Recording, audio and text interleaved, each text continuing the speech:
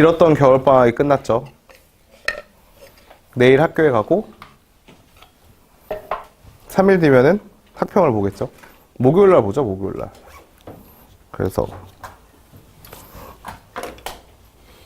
풀쌤 모의고사에서 어떻게 대응해야 되는지 먼저 얘기를 해주면요.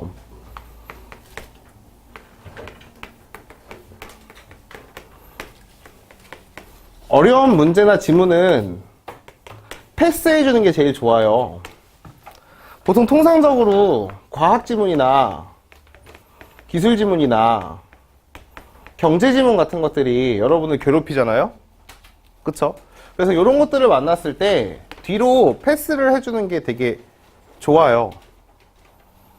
그러니까 패스라는 게 무슨 뜻이냐면 어려우면 맨 마지막에 풀라고 그거를. 여기는 뭐도 포함이 되냐면 문법도 포함이 돼요. 문법이 여러분들의 멘탈을 나가게 하는 주요 요인 중에 하나가 될 수가 있어요. 왜 그러냐면은 45문항을 시험을 보고 80분 시간을 줘요. 그렇다면 한 문제당 2분 투자를 하면 손해를 본다는 뜻이죠. 그쵸? 그렇잖아. 근데 문법은 5문항이고 이거를 2분씩만 풀어 제껴도 이미 10분이라는 시간이 소모가 돼. 그러니까 문법을 제대로 풀려면은 6분에서 7분 내에 푸셔야 된단 말이에요. 근데 이거는 어느 정도 문법적인 지식이 없으면은 그렇게 맞추기가 힘드니까 문법에서 모르는 게 나오면 넘어가는 것도 좋습니다. 그래서 실제적으로 학교에서 시험 언제 보죠? 8시 40분에 보거든요. 9시 5분에는 반드시 15분을 넘어가 있어야 돼요. 안 그러면 뒤에 게 시간이 부족해져요. 그러니까 초반에 아무리 늦어도 이거 이전에 넘어가는 게 제일 좋지. 한 9시 넘어가야 좋은데 거기까지 가기가 힘들어요, 지금은. 문법적 지식 때문에. 그러니까 9시 5분이 딱 되면은 여러분들이 15분을 풀었을 때 9시 5분이 아니라 문법은 한 문제 한 문제 한 문제 나오니까 시간을 재면서 푸세요. 8시 55분이네? 그럼 넉넉하게 봐야 되는데 하나 보고 시간 보고 하나 보고 시간 보고 하면서 그 다음에 넘어가야 됩니다. 그 다음에 여러분들이 문학이랑 비문학이 나오게 되는데 제가 말씀드리고 싶은 거는 문학에서 고전 해석이 안 되면 열심히 하려고 노력하실 필요 없어요. 어차피 시험이 끝날 때까지 해석은 안 될 테니까 이럴 때 이것도 과감하게 패스를 하세요. 어쩔 수가 없는 거야. 지금 뭐 모르는데 내가 붙잡고 있어봤자 좋은 결과가 안 나오잖아. 그러니까 내 방법은 도망가는 방법인데요. 왜 그러냐면 그럼 내가 푼 데에서 다 맞출 수가 있단 말이에요. 모든 문제를 다 푸는 것보다 내가 푼 데에서만 안 틀리면은 어떤 마음이 생겨? 나는 내가 그래도 푸는 방법이 옳았구나. 내가 70점이 나오든 60점이 나오든 나는 이 푸는 방법을 고수해가지고 쭉 끌고 가면은 100점까지 올라갈 수 있겠구나 라는 게 나와요. 근데 그게 아니라 시간을 맞춰 풀었고 제대로 풀었는데 다 틀려. 그럼 나는 문제를 푸는 뭐가 없는 거예요? 기준이 없는 거잖아요. 그쵸? 그래가지고 시간 낭비를 하지 말고 정해진 시간에 풀 수 있는 문제까지 풀어보는 게 되게 중요한 연습이에요. 실전에서는. 그러고 나서 끝나고 나서 더 풀면 돼요. 끝나고 나서. 그래 안 그래 재훈아? 그쵸? 그러면은 봅시다. 화법 장문부터 천천히 봐주면은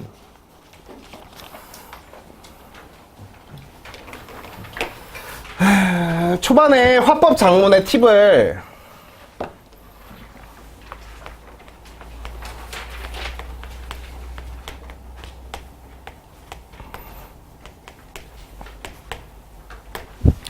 화법이랑 장문은 여러분 저는 개인적으로 그렇게 생각해. 시간을 빠르게 풀어야지 여기는 쉬운 파트니까 내가 빨리 풀어야지 이런 생각을 안 갖는 게 중요하다고 생각해요. 여기는 시간보다는 정확도가 우선이 돼야 됩니다.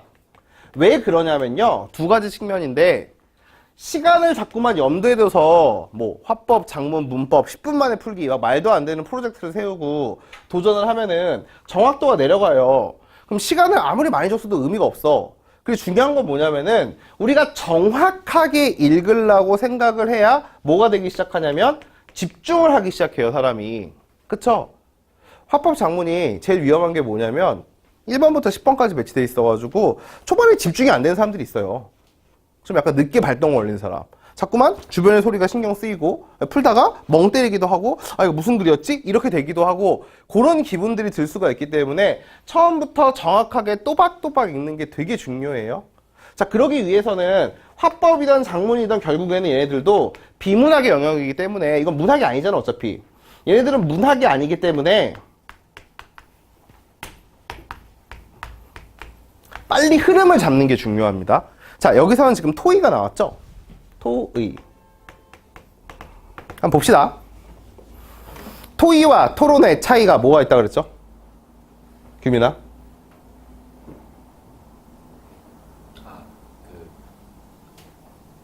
토의는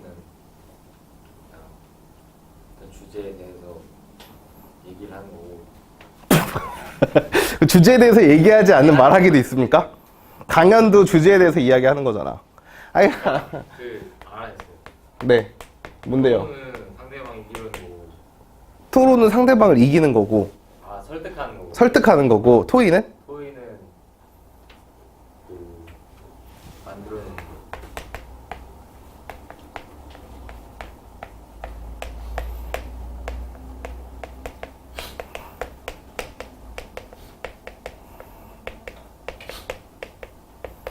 토의는 대부분 이 순서대로 흘러가요. 우리 현실에, 우리 지금에 문제가 있기 때문에 여기에 대해서 원인을 분석하고 그거를 어떻게 한번 해결해 보자 라고 이야기를 하는 게 토의입니다. 다 같이 우리 한번 문제법을 해결해 볼래요? 라고 하는 게 토의고, 토론은 뭐예요? 문제는 문제인데 현황이 아니라 무슨 문제야? 쟁점이라고 이야기를 하는 거예요. 쟁점은 뭐죠? 쉽게 생각해서 찬, 반 이라고 이야기하시면 돼요. 따라서 여기는 원인이랑 해결 방법이 나오는 게 아니라 입론이라는 시간을 갖고 그 다음에 반론이라는 시간을 갖게 돼요. 그래서 입론에서는 찬성이 자기의 근거를 가지고 오게 되고 반대도 역시 자기의 근거를 오게 되는 거예요. 반론 시간에서는 이 근거를 서로 공격하게 되는 겁니다. 이 흐름이에요. 따라서 여러분들이 화법 작문에서 제일 먼저 봐야 되는 거는 지문 위에 있는 토론이냐 토의냐를 먼저 보는 거야. 협상이냐 이런 말들을. 그러니까 빨리 포인트를 잡아야지. 제일 중요한 건 사회자가 있는 말하기는 맨 처음에 사회자가 몇 번이나 등장하나를 언뜻 봐주는 것만 해도 단락이 나눠질 수가 있어요. 오케이? 사회자에 주목을 해야 돼요. 사회자가 있는 건. 자, 첫 번째에서 그래서 무엇을 이야기해주고 싶으냐면은 마을의 도서관 운영에 관한 문제점을 알아보았습니다. 도서관 이용자가 대부분 학생들로 한정되어 있다는 점을 지적해 주셨습니다. 문제점 나왔죠? 자, 그럼 문제의 원인과 해결 방안에 대해 이야기를 나눠보겠습니다. 김 교수님 말씀해 주세요 라고 이야기하면서 김 교수는 원인을 몇 가지로 이야기했어? 원인을 마을 도서관 이용자가 다양하지 않다. 다른 말로 하면은 대부분 학생이다. 의 원인이 몇 가지죠? 두 가지죠. 첫 번째, 도서관의 기능이 제한되어 있고, 두 번째, 운영 시간이 짧기 때문이다 라고 얘기를 했어. 얘들아, 반드시 지켜줘야 된다. 원인을 두 개를 이야기하면 해결 방법도 몇 개 이야기해 줘야 돼. 해결 방법도 두 개를 이야기해 주게 구조가 돼 있는 거예요. 그래서 이렇게 하나씩 어택을 해가지고 제거하는 방향으로 일어나는 겁니다. 그래서 다양한 프로그램을 만들자라고 이야기를 했는데 도서관장이 나와가지고 지금 예산으로 힘드니까 일단 운영 시간부터 늘려보자 라고 하는 흐름으로 쫙 흘러가는 거야. 그래서 화작은 자기가 한 40%까지만 집중해서 읽으면 나머지가 속도가 나서 읽게 돼 있어요. 알겠죠? 그래서 아마 여기서 틀릴 만한 문제는 없었어요. 오케이? 첫 지문이 되게 중요해요. 빠르게 스타트를 해가지고 빠르게 집중해가지고 넘어가야 돼요, 여기서. 그래서 쟁점 이 유형 두 개만 기억을 해두십시오. 여러분 다른 거는 그렇게 크게 안 어려우니까. 자.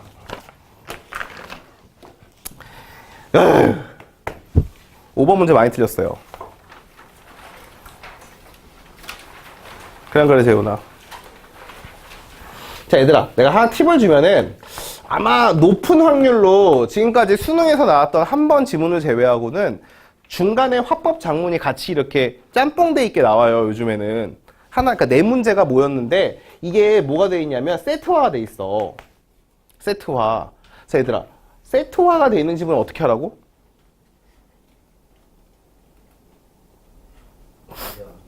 나누라고. 4번 문제 봐봐봐. 4번 문제 뭐라고 물어보고 있어? 기억하고 미음의 말하기 방식이래.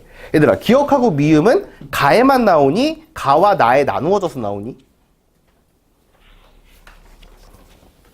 가에만 나오지. 그래 안 그래? 그치? 가에만 나온다고. 자, 얘들아 5번 봐봐봐. 여러분들이 많이 틀리고 잘 못 읽은 문제인데요. 다음은 가에 참여한 학생이 나를 쓰기 위해 학생 E와 나눈 대화의 일부래. 가하고 나를 모두 고려할 때 A에 들어갈 말로 가장 적절한 것은 이라고 했어요. 선배님의 말씀을 활용해서 글을 쓴다라고 이야기했으니까 가를 반영해가지고 나를 글을 쓴다는 거지. 그리고 여러분 선택지를 잘 보세요.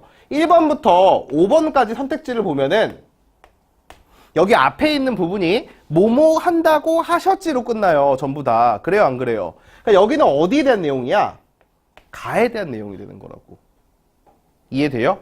자, 그리고 6번은 조언에 따라서 나의 내용을 추가하자라고 이야기를 했고, 7번은 나를 쓴 거에 대한 평가다라고 이야기를 했으니까 우리는 가지문을 읽었으면 어디까지 처리를 해야 돼? 4번 문제 처리하고 5번 문제의 앞에 문장들만 매칭을 짓고 넘어갔어야 돼요. 오케이? 시험 시간에 이게 일어나야 되는 거예요. 이것들이. 먼저 읽기 전에, 들어가기 전에 분명히 선생님 말을 믿으세요. 지문이 가, 나 나와 있으면 단독으로 풀 수 있는 문제들이 존재를 합니다. 걔네부터 먼저 해치워야 돼. 안 그러면은 너무 시간이 오래 걸려. 5번 문제 같은 거 풀 때. 그래 안 그래 재훈아? 5번 문제 풀 때 1번 발명품을 만드는데 어려움을 겪었다고 하셨지? 그럼 다시 가로 가서 읽죠. 어디? 어디 왜 없지? 없지 왜 없지? 없는 걸 찾고 있어요. 없는데. 없는데? 그럼 지우면 되거든? 그럼 뒤에 다시 봐. 나도 발명품의 도중에 겪었던 어려움 다시 찾아가서. 학생들은 발명 어려워한다? 이건가? 아니 근데 나도인데? 나도 없네? 왜 없지? 없으니까 기억이 희미해져가지고 자기가 읽었던 거에 대해 확신이 없어서 나오는 현상이야. 그러니까 이렇게 제가 일부러 이걸 보여준 거예요. 이렇게 세트화가 되어 있는 문제들은 보면은 두 개를 진짜 같이 읽고 푸는 게 아니라 앞에는 여기에 해당하고 뒤에는 여기에 해당하는 것들이 많아요. 그래서 어떻게 하라고요? 가를 읽었으면 이거를 가고 나를 읽었으면은 뭘로 가는 거야? 여기에서 지우지 못한 나머지 것들을 풀러가면 되는 거예요. 그래서 지금 먼저 그거부터 할 겁니다. 지금 뭐부터 할 거냐면은 고전시를 보면서 이야기를 해봅시다. 고전시가 문법 안 할 거야. 문법 뺀 뒤에 할 거야. 참고로 여러분 문법 11번 틀렸으면은 외국인이라는 증거예요. 11번. 아니 얘들아 참 어이가 없는데 우리 발음하는 문제가 한 문제가 나올 거거든? 그러면은 얘들아 봐봐 이거 발음해봐봐. 이거 어떻게 발음하는데? 어떻게 그냥 발음해봐. 무슨 음은 규칙 같은 거 필요 없어. 어떻게 해야 돼? 받은 소리라고 발음이 되죠? 이거 어떻게 발음하면 받은 소리가 돼요? 그거 제꼈어요? 네? 그거 제꼈다고. 왜 제껴요? 자, 어쨌든 간에 조금 이따 할 거고 16에서 20번 문제를 한번 봅시다. 자, 역시 가, 나, 다 이런 식으로 나와 있으면 어떻게 하라고? 문제를 먼저 보세요. 16번 문제는 뭐를 이해한 내용이야? 가를 이해한 내용이야. 17번 문제는 뭐를 물어보고 있어? 나와 다의 공통점을 물어보고 있어. 개꿀입니다, 이 문제. 18번은 뭐를 물어보고 있어요? 가를 바탕으로 나와 다를 물어보고 있죠. 좀 더 깊게 들어가면 1번과 2번 선지는 나를 물어보고 있으며 3번부터 5번 선지는 다를 물어보고 있는 걸 확인할 수 있을 거예요. 자, 19번 문제는 A와 나와 다를 감상하는 건데 A가 바로 뭐예요? A가 가에 해당하고 있죠. 자, 따라서 1번도 역시 보면 1번, 2번은 가에 해당하는 문제고 3번은 나, 4번과 5번은 다에 해당하는 문제라는 걸 알 수가 있죠. 자, 그리고 20번 문제도 A랑 B를 물어보고 있으니까 얘도 나와 다에 대한 문제가 되겠네. 그럼 정답이 나왔네. 어떻게 감상을 접근해야 돼?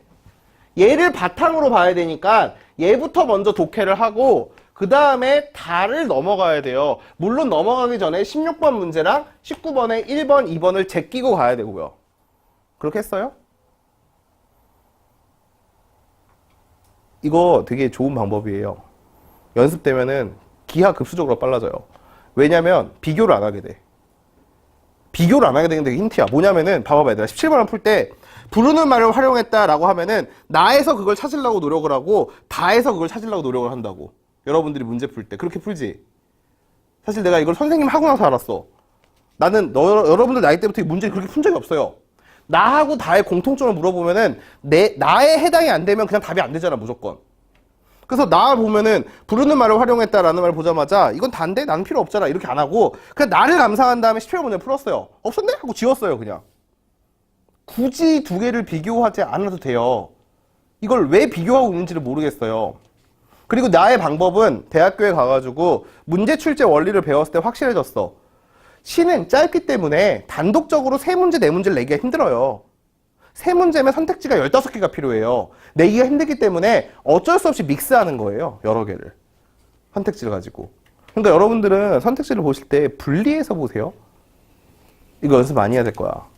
원리만 안다고 되는 게 아니라 한 작품을 정확하게 보는 연습이 필요합니다. 일단 여러분, 가는 제가 다 해석해주기가 귀찮기 때문에 안 해도 되죠. 이거 어렵지가 않은 독해였으니까 우리 그래도 명색이 비문학반인데 이거 지금 독해를 해야 된다면은 되게 슬픈 거니까 제가 이제 가에 대한 내용을 한번 이야기를 해보자. 자, 가에 대한 내용은 첫 번째 문단은 별거 없으니까 두 번째 문단에서 사시라는 게 계절이 있을 수도 있고 뭐가 있을 수도 있다? 하루가 있을 수도 있다 라고 돼 있어서 자, 계절이 있으면 뭐예요? 사시는 봄, 여름, 가을, 겨울 이렇게 있죠. 재훈아 한자로 쓰면 뭐야? 봄, 여름, 가을, 겨울을 춘,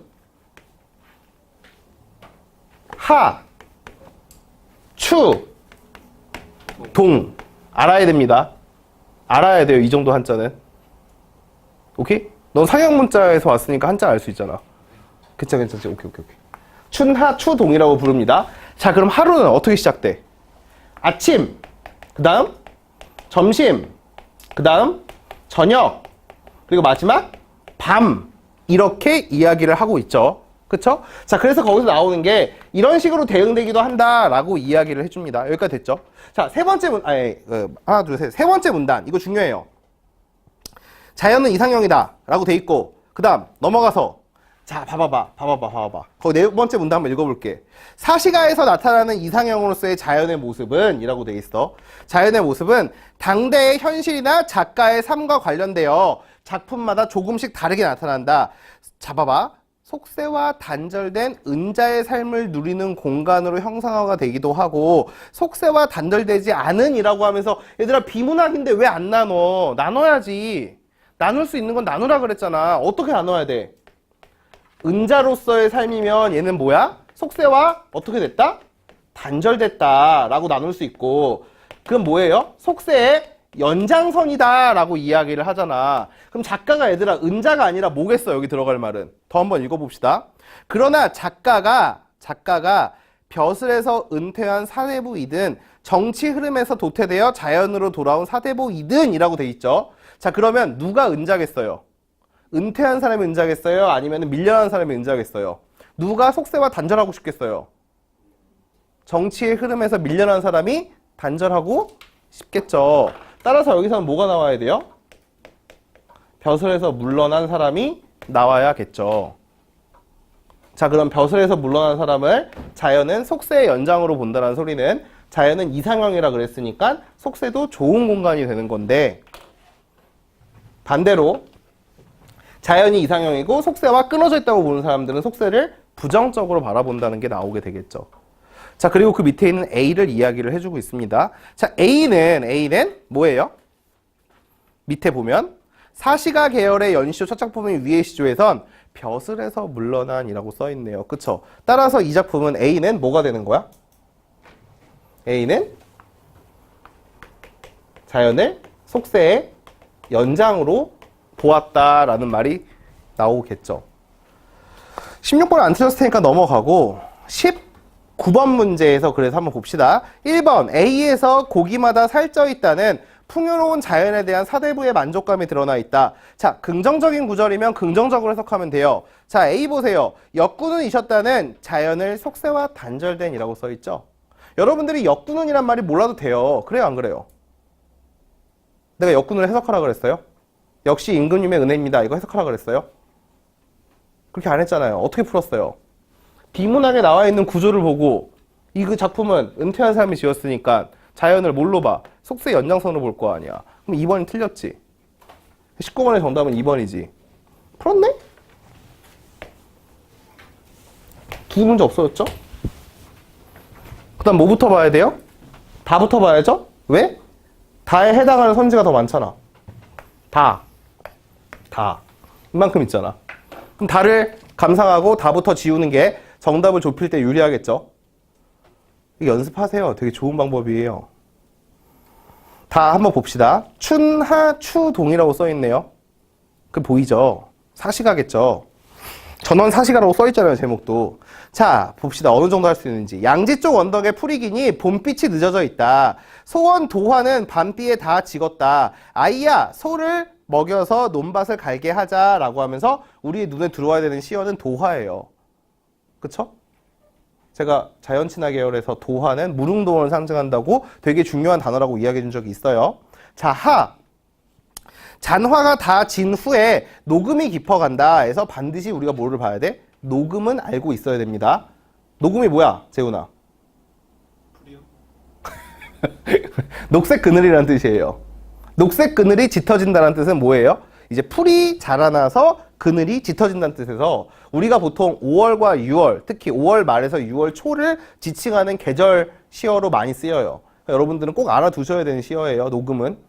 이런 거를 계절감을 나타내는 시어라고 불러요. 아시겠죠? 자, 백일 고천에 낫닥의 소리이다. 아이야, 계면조를 불러라. 졸려온 것 좀 깨자. 라고 이야기하죠. 자, 추일. 흰이슬 서리가 되니 가을이 늦어 있다. 두 개나 나왔어요, 계절감. 뭐예요? 가을 나와 있고 하나 더 뭐 있어? 서리. 서리는 가을을 대표하는 시어라고 이야기를 해준 적이 많죠. 없어요? 꼭 기억해야 되는 것들만 얘기를 해줘요, 저는. 가을이 된 거예요. 긴들의 황혼의 빛이 피었구나 라고 하면서 들의 황색 구름이 피었다라는 거는 벼가 익고 있다라는 거를 지금, 아니면 다 익었다라는 거를 비유적으로 나타낸 표현인데 몰라도 상관없습니다. 짙은 글씨도 없고 줄도 안 쳐져 있으니까 대충 해석이 안 돼도 넘어가도 된다고요. 아이야, 빚은 술을 걸러라. 추흥이 개운다 라고 돼 있어서 여기서 절대로 놓치면 안 되는 시어는 술이죠. 자연에서 술 마시면 풍류잖아요. 그리고 추흥이라는 말을 여러분들이 그 추자가 왼쪽에 있는 글자, 오른쪽에 있는 글자가 똑같잖아. 가을 느낌이라는 것도 알 수가 있어요. 이 정도 한자는. 그쵸? 자, 동1을 봅시다. 이제 북풍 나왔죠? 겨울을 상징하는 바람. 자, 봄은 뭐라 그랬어? 봄은 동풍. 여름은 남풍. 오케이? 기본이야. 바람 이야기할 때. 북풍 누피분이 앞산에 눈이 진다. 눈도 나왔네요. 자, 모첨. 이것도 중요한 어휘예요. 모첨은 뭐야? 초가집. 자연에서 살고 있을 때 소박한 삶을 상징하는 시어들이에요. 모첨의 찬빛이 석양에 거의 다 졌네. 아이야, 콩죽이 익었냐? 먹고 자려고 한다. 라고 하면서 지금 쭉 읽다 보니까 맨 마지막에 맨날 아이한테 말을 걸고 있어요. 그쵸? 자, 재석1을 봅시다. 재석1이라는 거는 좀 특이하네요. 왜요? 추나추동이 아니에요. 역시 여러분들이 재석이 무슨 뜻인지도 모르기 때문에 넘어가도 상관없어요. 무슨 소리 어떻게 알아? 모르는 한자어를 현장에서 외울 수가 있어요? 못 외워요. 힌트도 없어. 그냥 넘어가면 돼. 이봐, 아이들아. 아이네, 아이. 새해 온다 즐겨하지 마라 라고 얘기하네. 자, 새해 오는 걸 그럼 좋게 보는 거야, 나쁘게 보는 거야? 나쁘게 보고 있어. 헌사한 세월이, 헌사하다는 말을 몰라도 상관없어요. 세월이 소년을 앗아갔대요. 세월이 지나니까 소년이 빼앗겼대요. 납치범 이름은 아니겠죠? 자, 그 다음 종장이 항상 중요해요. 맨 마지막이 중요하다고. 우리도 새해를 즐기다가 백발이 되었다는 소리는 뭐예요? 새해가 와서 놀다가 뭐가 됐어? 다 늙었다라고 이야기하면서 끝내죠. 마지막은 그러니까 좀 자연친화랑은 거리가 먼 것 같아요. 이제 봅시다. 18번을 한번 보면 되겠네요. 아, 저는 항상 표현법을 마지막에 봐요. 표현법을 마지막에 보고 그 감상부터 먼저 봅니다. 저는 항상. 18번의 문제를 보면 3번 하 1에서는 녹음과 낮닭을 통해 여름날에 낮의 이미지가 제시됐다라고 해서 녹음은 여름이고 낮닭은 낮이라고 써있으니까 낮이겠죠. 대응되고 있다. 맞아요. 자, 다의 춘 2번과 동 1번에서는 각 수에는 한 계절 안에 하루의 사시, 다른 말로 하면 아침부터 밤까지가 모두 포함이 되어 있는데 춘 2만 읽어봐도 뭐가 없어요? 밤이 없죠. 선생님 밤비 나오지 않아요? 마찬가지로 합시다. 그럼 동은요? 뭐가 없어요? 밤이 없죠. 아침도 없죠. 그쵸? 따라서 18번의 정답은 몇 번? 4번이라는 걸 알 수가 있겠죠. 하나씩밖에 없잖아요, 지금. 4번 틀렸죠? 뭐야, 엄청 쉽네? 얘들아, 20번 봅시다. 20번에 B를 보면 돼요, B. 자, B는 화자와 상반된 태도를 취한다. 맞죠? 화자는 새해를 즐기지 않는데 B는 취하고 있으니까. 자, B는 화자가 추구하는 바를 이루어준다. 아니죠? 그럼 여기서 그냥 지우면 돼요. 20번에 1번은 정답의 후보지만 2번은 정답의 후보가 될 수가 없어요. 3번. 화자의 관점에서 볼 때 현재 상황을 즐긴다. 맞죠? 이렇게 줄이면서 가는 거예요, 답을. 4번. 화자가 미래를 예측하게 하는 대상. 무슨 소리야? 잘못됐죠? 자, 5번. 화자에게 긍정적인 인식. 아니죠? 놀지 말라 그랬으니까. 그럼 답은 1번이랑 3번 중에 하나가 되겠네. 자, 17번 문제도 보고 가는 거예요. 부르는 말을 사용해서 라는 말은 누구누구야 라는 말만 나오면 부르는 말이야. 아이야 라 그랬으니까 맞네요. 자, 2번 영탄적인 표현이라는 거는 여러분들 뭐를 찾아줘야 돼요? 다시, 이거 중요해. 초보는 감탄사 찾고 있어요. 멍청이는 어즈버 찾아요. 감탄사. 안 내요, 이거 잘. 이제 뭘 내야 돼? 영탄법이 아니라 영탄적 표현이라는 거는 감탄사형 종결 어미를 냅니다. 그래서 구나나 는구나를 찾으시면 돼요. 있었어, 없었어? 있었어. 그치, 피었구나. 나오네. 3번 상승의 이미지를 반복한다라는 거는 동사를 보면 돼요. 올라가는 이미지가 있는지. 있었어, 없었어? 진다란 말이 나왔지 상승은 없었어. 그럼 3번은 날라갔고. 4번 정침법 나왔어요, 안 나왔어요? 안 나왔어요. 5번 음성상징어 있었어요, 없었어요? 있었어? 다시 보면 돼. 있었어, 없었어? 없었어. 정답 후보 2개죠? 그럼 우린 나를 읽으면서 뭐만 보면 돼? 그렇지. 있는지 없는지만 보면 되겠죠. 1번은 부르는 말 찾기 쉽죠? 노무구야 있어, 없어? 1, 2, 3, 4, 5 읽으면 없지? 그럼 답은 나왔죠? 17번에. 자, 그 다음에 뭐만 보면 돼요? 어디만 해석하면 돼? 사수에 늙은이만 해석하면 되죠? 외혀는 새가 긋고 들해는 갈 데가 없다. 외로운 배 나왔어. 삭가를 쓴 저 늙은이 나왔고, 낚싯대 보이죠? 낙대. 이거 절대 모르면 안 되는 단어죠. 아로 바꾸면 낙대. 뭐 하고 있어요? 낚시하고 있죠? 낚시의 재미가 깊구나. 눈 깊은 줄 아느냐? 라고 하면서 역시 화자도 자연친화를 하고 이 늙은이도 낚시를 하니까 자연친화를 하니까 1번 선지가 날아가면서 답은 3번으로 나오겠죠. 끝났네요. 이렇게 푸는 거예요. 풀 때는 문제를. 이거 하셔야 돼요. 시 해가지고 할 때 나누어서 하는 거 길러야 된다고, 버릇. 이거 익히면 진짜 큰 무기가 돼요. 정말 빨리 풀어요. 정말. 그리고 정확해요. 무엇보다도 제일 좋은 게. 선생님 저 이렇게 푸는데 틀렸어요 라고 하면 그건 네 정확도 문제예요. 그러니까 그 시를 감상을 못했다는 소리는 어차피 비교하면서 풀어도 감상을 못해요. 똑같아요. 다 시켜봤어요 그동안. 그러니까 칼을 갈고 닦아야 되고 칼을 갈고 따랐으면 하나만 자르라고. 왜 3개씩이나 잘라요 한 번에 낑낑거리면서. 되게 비효율적이에요. 사람은 비교할 때 머리를 정말 많이 써요. 머리 많이 쓰는 게 좋은 건 아니에요. 머리를 비축해야죠, 힘을. 국어 1교시밖에 안 되는데. 뒤에서 어려운 비문학을 읽을 때 써야 된단 말이야. 어떻게 하라고? 나누어서 하시라고요. 선택지를 볼 때.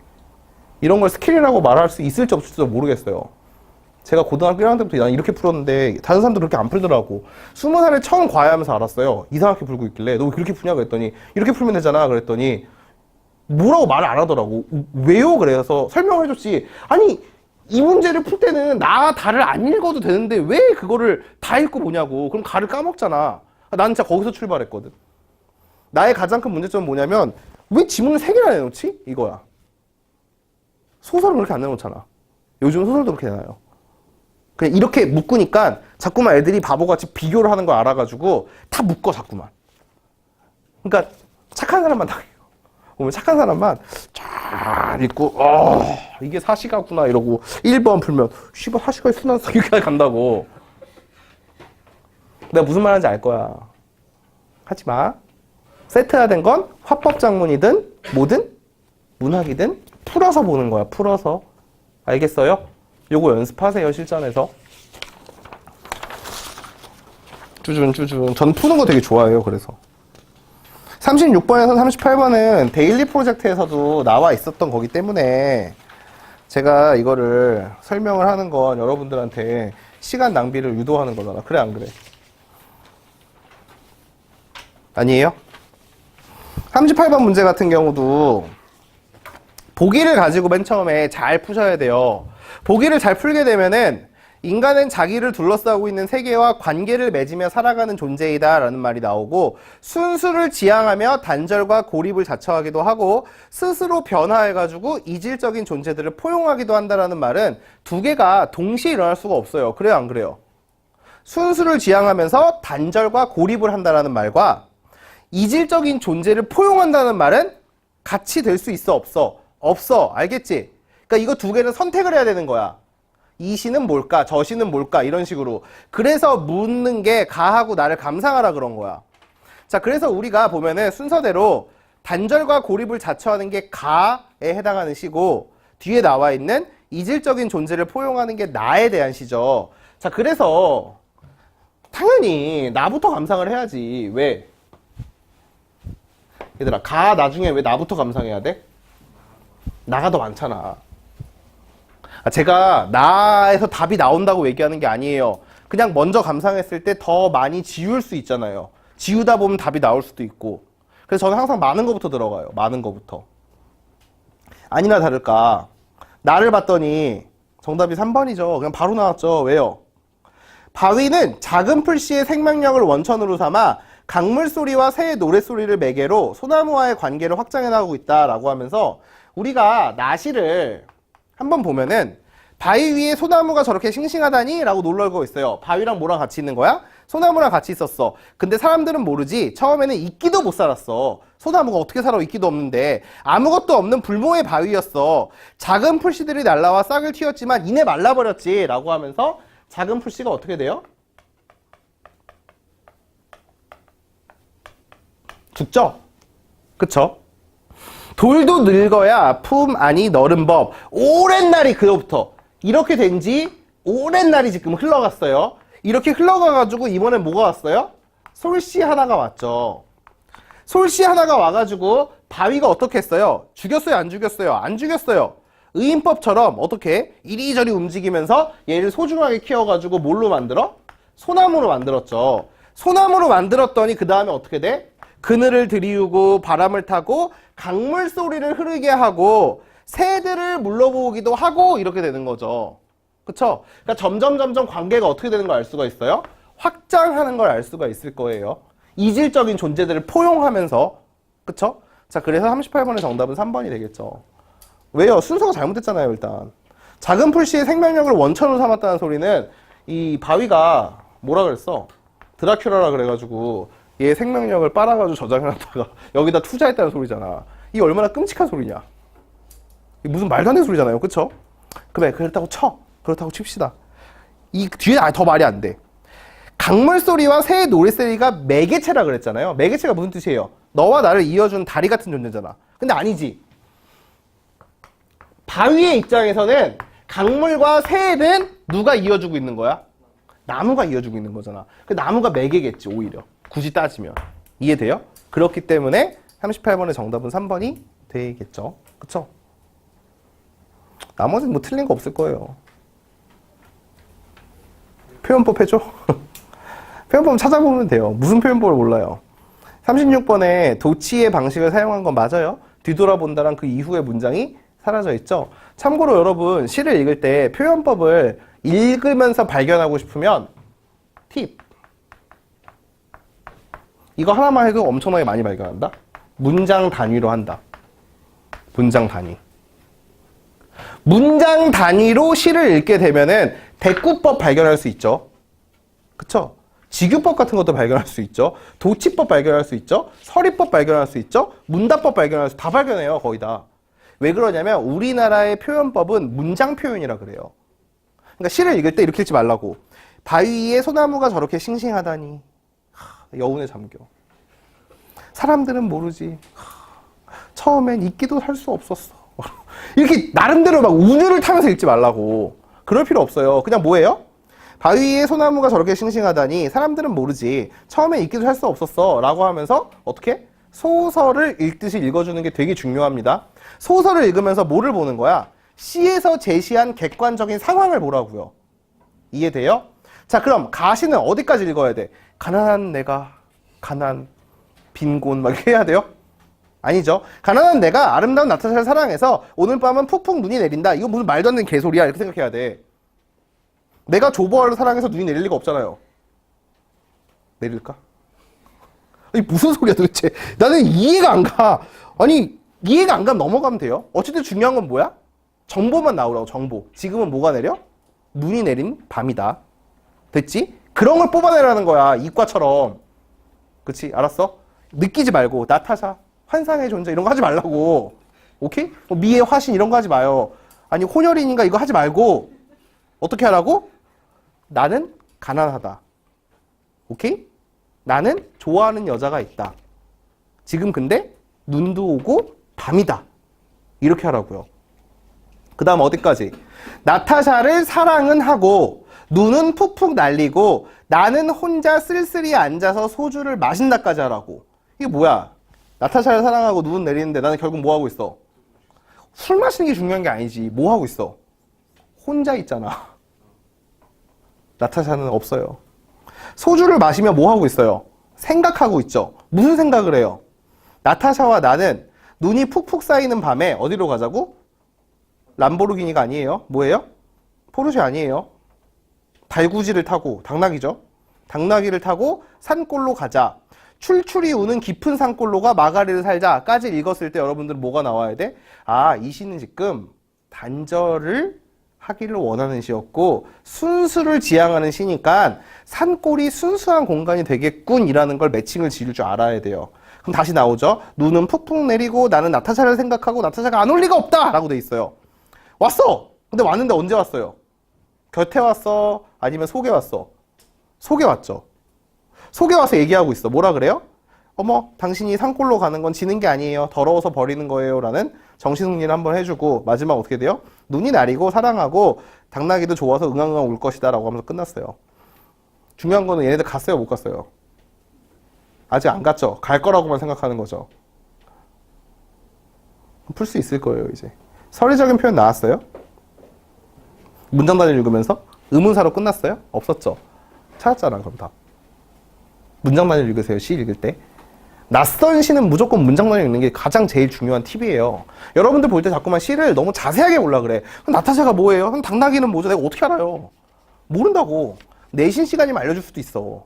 근데 이건 그런 거 안 물어보는 순간 중요하지가 않은 거예요. 알겠죠? 그래서 그렇게 보시면은 뭐 별로 그렇게 크게 어렵진 않으니까. 이 눈사람이랑 사시남정이 틀렸으면은 소설 자체가 부족한 거다. 이거 두 개는 일부러 뒤에다 쉬운 지문을 넣어놨어. 여러분들이 용기 있게 건너뛰었을 때 시간을 투자하면은 맞힐 수 있는 걸로 내놨다고요. 알겠죠?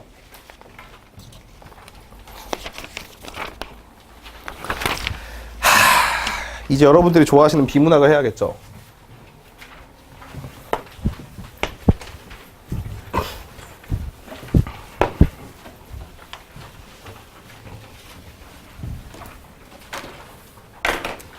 얘들아,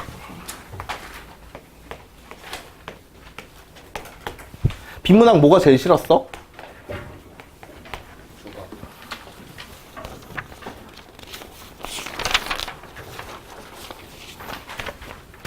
인문지문이랑 인문예술이죠, 정확히 얘기하면.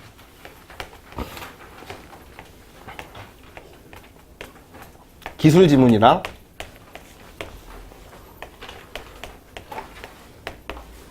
사회지문.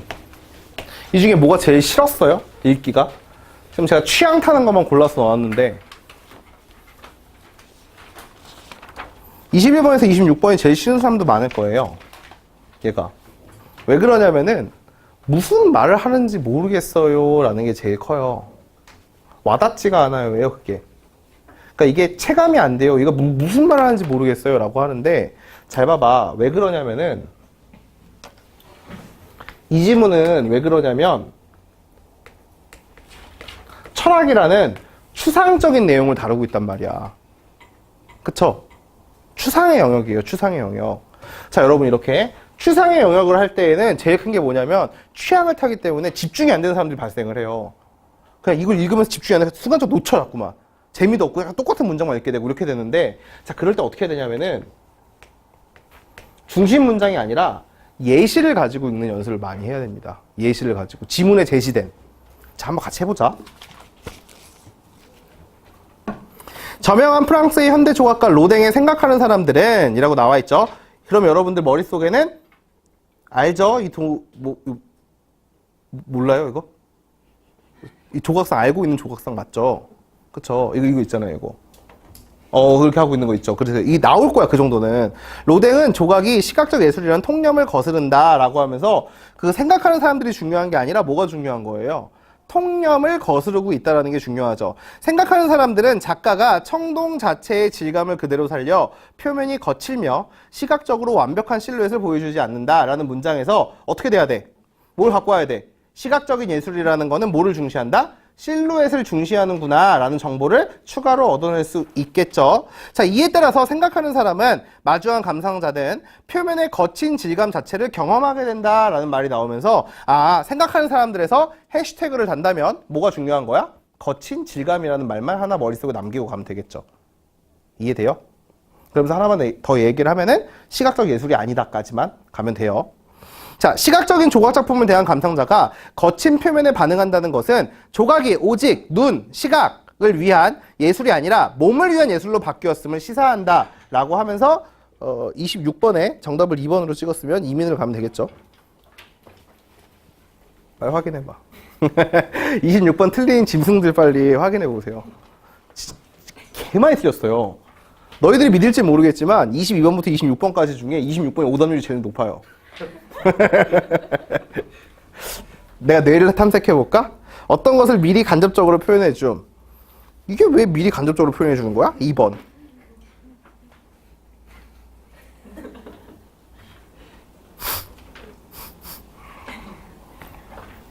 그럼 뭔데요? 시사가? 그러니까 나타낸다 아닌가? 이렇게 얘들아, 시사라는 말이 어떤 것을 미리 간접적으로 표현해주는 거 맞아요. 이러한 현상은 우리 사회가 시스템적으로 많이 무너졌으면 시사한다. 이런 말 많이 들어보잖아, 뉴스에서. 그치? 어떠한 현상을 가지고 일반화시켜가지고 어떻게? 이 현상에서 볼 수 있었던 것을 일반화시키는 거를 우리가 시사라고 불러요.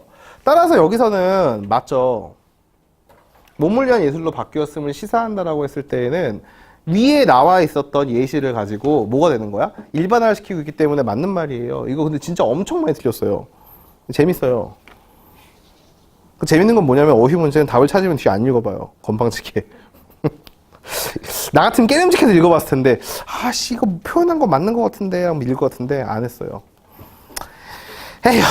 자, 봅시다. 어쨌든 중요한 건 아니고 표면의 질감에 반응하는 촉각적인 경험은 위에 나와 있는 거친 질감 눈, 손, 코, 귀와 같이 총체적으로 얽혀있는 우리 몸을 전제로 하는 것이다. 자, 이제 시작이죠. 이와 같은, 이와 같은, 이와 같은 이라는 말이 나오면서 일반화가 시작될 거야. 작품의 경향은 프랑스의 철학자 모리스 메를로 퐁티의 몸의 철학을 생각나게 한다 라고 돼 있죠. 자, 메를로 퐁티는 모든 경험은 인간의 몸에서 비롯된다라고 주장한다. 별로 어렵게 해석도 안 돼. 그는 몸에 대해서 시각적 광경을 살아있게 유지해주고 생명을 불어넣으며 내적으로 풍부하게 하고 그것과 더불어 하나의 체계를 형성하는 것이라고 말했다. 자, 문장이 길어요. 문장이 길면 중요한 것만 남겨야죠. 그는 말했대요. 뭐를? 몸에 대해서요. 읽을 필요 없죠. 그 다음에 왜? 뭐라 그랬어? 앞문장이. 모든 경험은 인간의 몸에서 비롯된다 그랬으니까 몸에 대해 뭐라고 얘기하겠어? 경험의 통로다라는 식으로 이야기를 할 거란 말이야. 맞았죠? 열거를 통해 가지고. 그쵸? 시각적 광경, 생명 불어넣고, 내적 풍부, 하나의 체계 형성, 전부 다 뭐예요? 경험을 형성하고 있잖아요. 자, 그래서 몸 이꼴 주체의 지위를 부여한 것이다. 그는 세계의 존재를 의심하거나 부정하지 않으며 세계의 의미는 그 속에 뿌리박고 사는 주체인 몸에 의해서만 길어낼 수 있는 것이라고 본다. 그가 말하는 몸은 그저 물리적, 화학적, 생리적 덩어리에 불과한 것이 아니다 라고 하면서 지금 로댕의 예술작품을 보다가 갑자기 어디로 가요? 철학으로 이동을 했어요. 그러면서 로댕의 예술작품은 뭐가 뭘로 바뀌었다는 거야?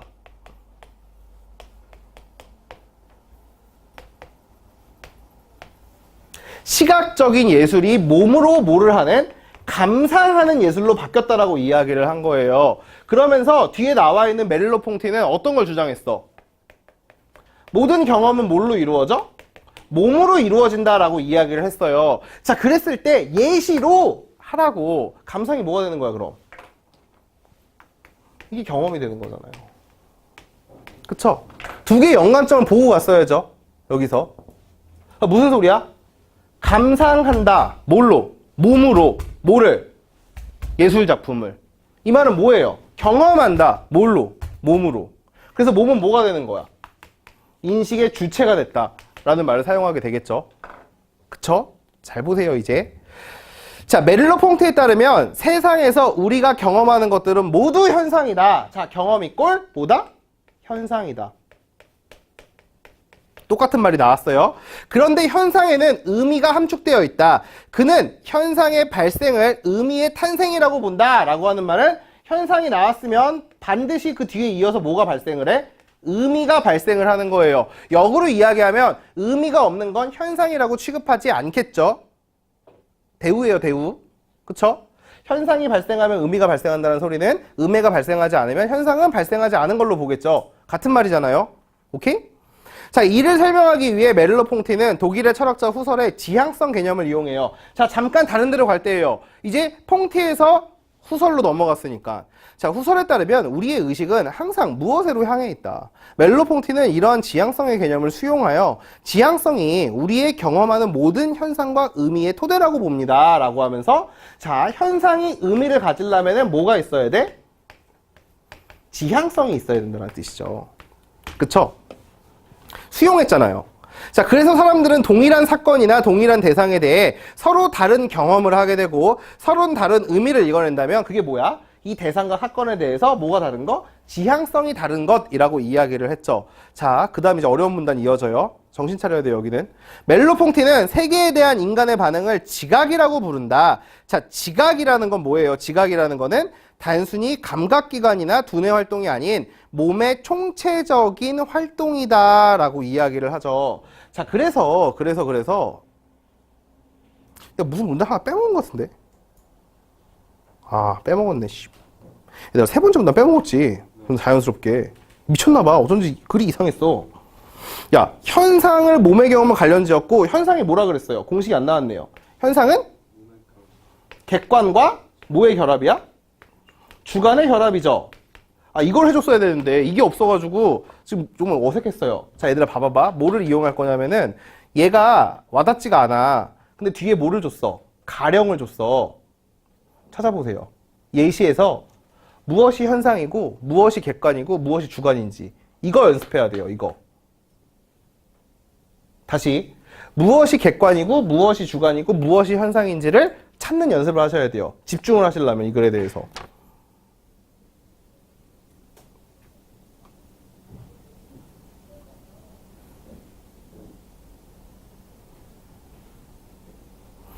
절대 그걸로 넘어가면 안 돼. 일반적으로는 이라는 말은 필요가 없어. 퐁티가 아니니까.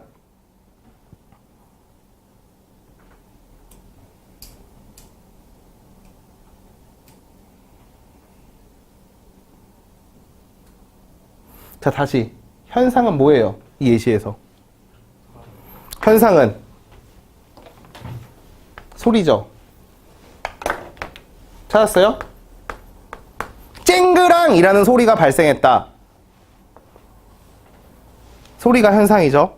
자, 소리가 현상이라면 객관은 뭐예요? 서훈아 뭐야? 손톱 보지 말고 빨리. 객관은? 주관은 뭐예요? 이거부터 합치게 주관 중요하니까. 주관은 뭐야? 뭐가 있어야 돼? 그 소리를 들은 수용자가 있어야 돼. 그럼 객관은 뭐야?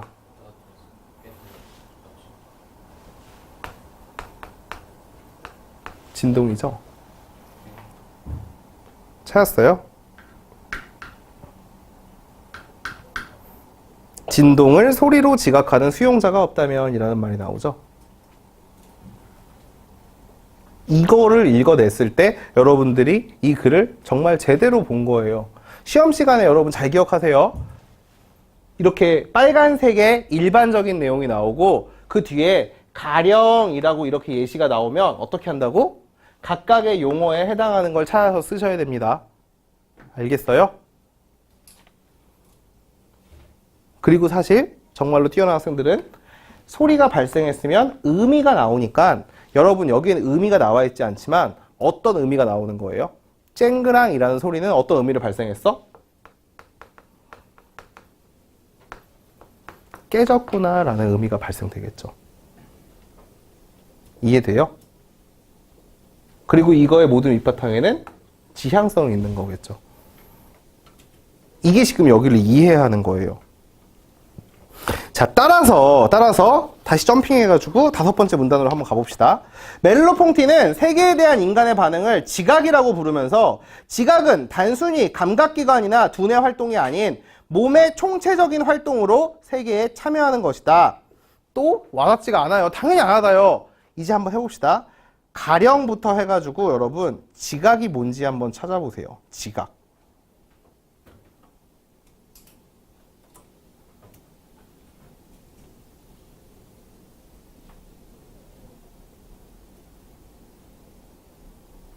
뭐야? 여기서 지각의 대상은? 모니터를 보고 있을 때 어떤 게 지각이야? 우리는 항상 어느 하나의 시공간 점에서 대상을 바라본다. 이 대상이 지각이야? 모니터가 대상이야? 아니죠. 나의 조망에는 드러난 부분과 감추어진 부분이 있대. 그럼 얘들아, 지각은 드러난 부분이에요? 감추어진 부분이에요? 둘 다죠. 내가 실제로 보는 것은 모니터의 정면이다. 그런데 퐁티는 몸에 추적되어 있는 체험을 바탕으로 보이는 것만 아니라 보이지 않는 것까지 같이 지각한다라고 돼 있다라고 써 있잖아요. 그쵸? 이해돼요? 그래서 여러분 지각이라는 거는 뭐다? 보이는 대상과 뭐 하는 거야?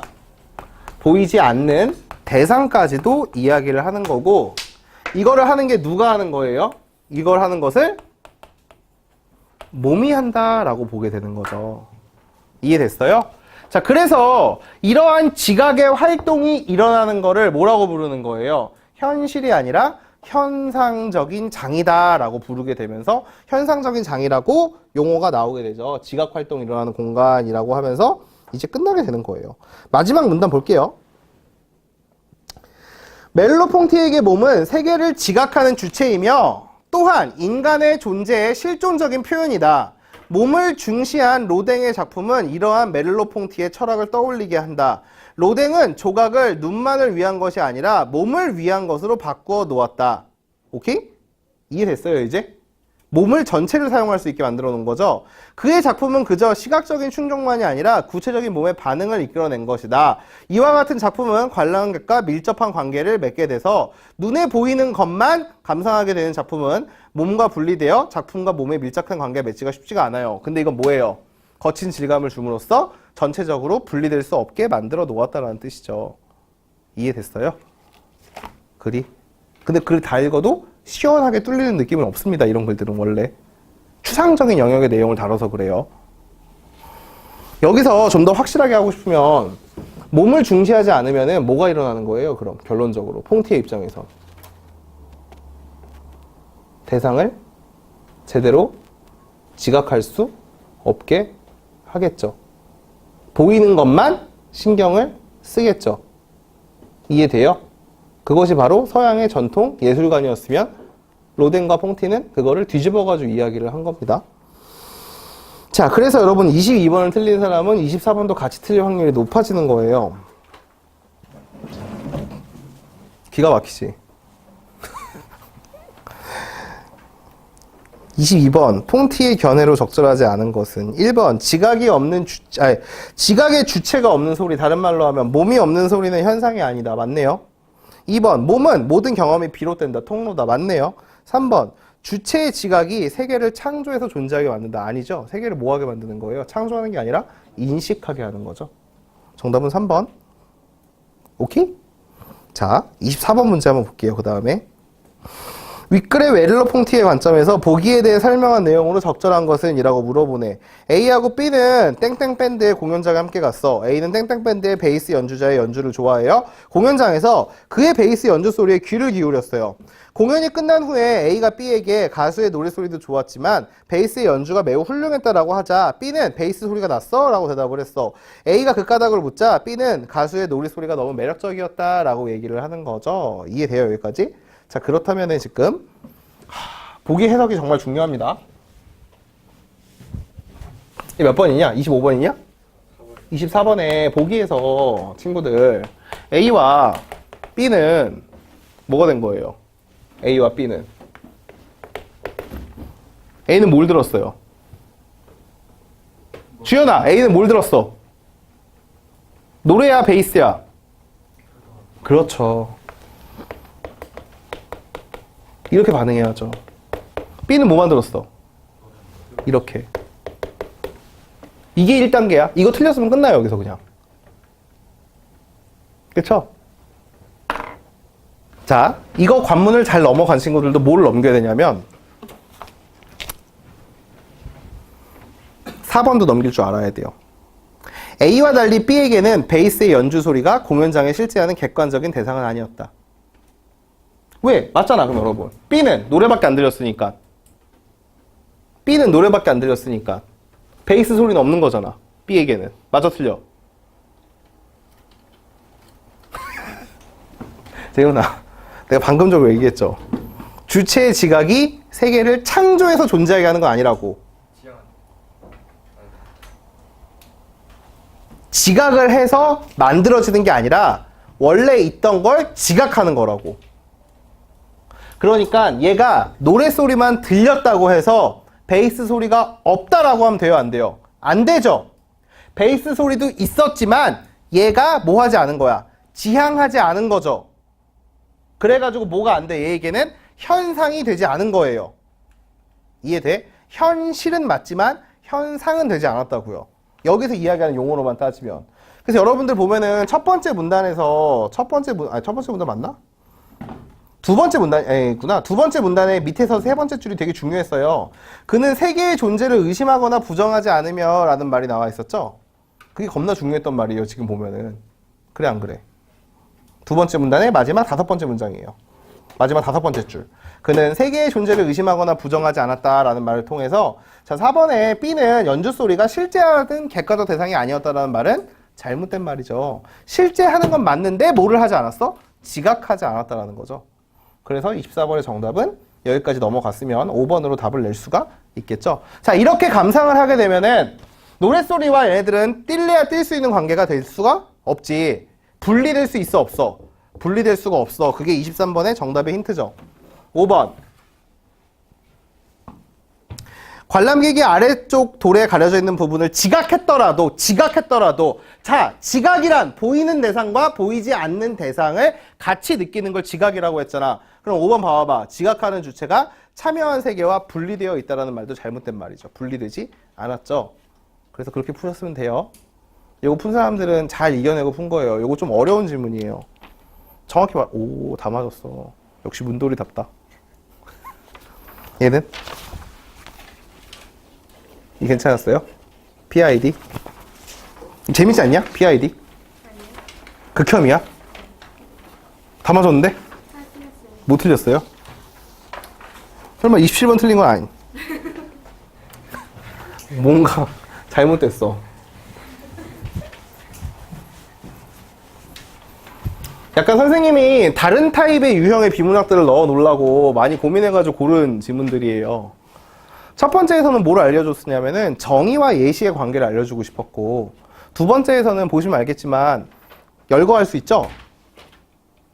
지수 그래 안 그래? 이거 틀렸어? 못 틀렸어, 지수야.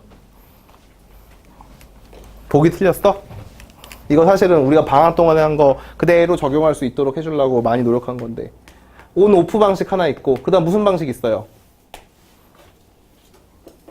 없어요? 빨리 해줘 빨리. P. 그 다음은 PI.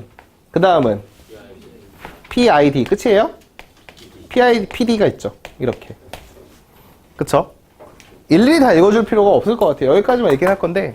자, 온, 오프 방식은 뭐 워낙 쉬워서 한번 봅시다.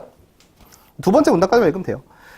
자, 기계나 설비 등이 목적에 맞게 작동하도록 온도, 압력, 유량, 회전속도 등의 물리량을 조절하는 기술이 제어 기술이라고 부릅니다. 라고 돼 있어. 자, 제어 대상의 현재 물리량의 크기를 잰 측정값을 목표값인 설정값에 일치하기 위해 라는 말은 이제부터 측정값은 현재의 값, 설정값은 목표값. 바꿔서 읽을 수 있겠죠. 출력된 조작량을 조절하는 제어 기술은 여러 가지 방식이 있다. 가장 간단한 건 온, 오프다 라고 이야기를 해. 자, 물의 온도를 맞출 때 사용되는 보일러의 온도 조절 장치에 흔히 활용된다. 이 장치에서는 현재 온도가 원하는 온도보다 낮으면 이라는 말은 누가 누구보다 낮은 거야?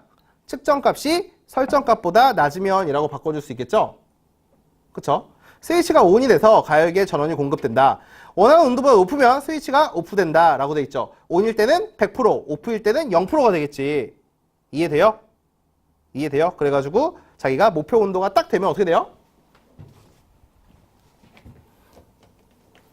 목표 온도가 빨간색으로 할까요? 목표 온도가 이렇게 하면은 얘는 어떻게 되는 거예요? 이렇게 올라갈 때는 ON이 되겠고 요게 넘어버리는 순간 뭐가 돼요? 오프가 되겠죠? 둘이 색깔 다른 거 보여요? 오케이. 그러면 다시 어떻게 돼? 끄면은 떨어지겠죠? 그럼 다시 어떻게 해야 돼요? 온 해야겠죠. 그래서 이렇게 왔다 갔다 거릴 거예요. 이해됐어요? 그러니까 문제가 발생했죠? 무슨 문제가 발생했어? 넘어가는 뭐가 발생하고 오버히트가 발생하고 설정값이 어떻게 돼? 오르락 내리락 하면서 제대로 정확하게 유지가 안 되는 뭐가 발생한다? 헌팅이 발생한다 라고 돼 있죠? 자, 되게 지겹게 많이 봤다. 문제점이 나오면 그 다음 뭐가 나와야 돼? 해결책이 나오게 되겠죠. 해결책이. 자, 그래서 그 해결책으로 뭐를 줬어요? P 방식을 줬습니다. P제요. 자, 봅시다. 두 번째 문단에 나와 있는, 세 번째 문단, 두 번째 문단 점핑하고 세 번째 문단을 봤을 때 진짜 이거 천천히 그대로 읽으면서 갔어야 돼. P제어는 설정값의 위와 아래에 일정한 비례대를 설정했다는 말을 슉 넘기지 말고 어떻게 가야 돼? 빨간색의 설정값이 있으면 뭐를 하는 거야? 위와 여기 직진을 못 보겠지? 다시 도전. 오, 괜찮은데? 위와 아래에 뭐를 걸는 거? 비례대를 만들게 되는 거예요. 그쵸? 위와 아래에 비례대를 설정하여 비례대 안에서 설정값과 측정값의 편차에 비례하는 조작량을 출력한다. 무슨 말인지는 모르겠어. 근데 중요한 거는 편차에 비례하겠대. 예컨대 P제어가 활용된 보일러 온도 조절 장치에서 현재의 온도, 다른 말로 하면 측정값이 비례대의 하한선의 아래에 있다라는 말은 여기에 있다라는 소리죠. 현재 온도가. 그쵸? 여기에 아래에 있을 경우에는 뭐를 이야기를 해요? 현재 온도가 비례대의 하한선에 이를 때까지 100%의 조작량을 내오게 됩니다. 그쵸? 그래서 이거는 어떻게 하는 거야? 온으로만 켜고 놓는 거죠. 그쵸? 자, 그러다가 현재의 온도가 비례대의 하한선보다 높아지면 주기를 갖게 되는데 온과 오프의 동작이 반복이 돼. 즉, 비례대의 하한선을 넘은 온도가 설정값에 이르기 전까지 여기죠? 이 노란색 비례대에서 빨간색 선까지 어떻게 돼? 온의 시간이 오프의 시간보다도 길게 설정이 돼요. 라고 하는 말은 오프가 들어오기는 들어오지만 온보다는 조금 들어오니까 이때 출력량은 몇이 되는 거예요? 100보다는 작지만 뭐보다는 큰? 50보다는 작은 여기의 숫자가 되겠죠? 이해가 안 가요? 온으로만 켜두면 100%야. 근데 온을 좀 더 많이 키지만 오프도 가끔씩 켜줘. 이해됐어요? 그쵸? 그러니까 적어도 1대1로는 안 키잖아. 이해됐지? 그러니까 요런 값을 갖게 되겠죠? 현재 온도가 설정값에 도달해 버리면, 자, 이렇게 빨간색에 도달을 하면은 무슨 일이 발생돼? 50%의 출력량을 갖게 됩니다. 50%. 여러분들은 이제 글을 읽으면서 점점 빨라지기 시작해요. 50%라는 말은 뭐랑 똑같아? 온이랑 오프의 비율이 몇이 되는 거야? 1대 1이 되는 거니까. 이제 그 다음에는 예측 읽기가 되겠죠? 빨간색을 넘겨서 노란색에 있을 때에는 뭐가 나오게 돼?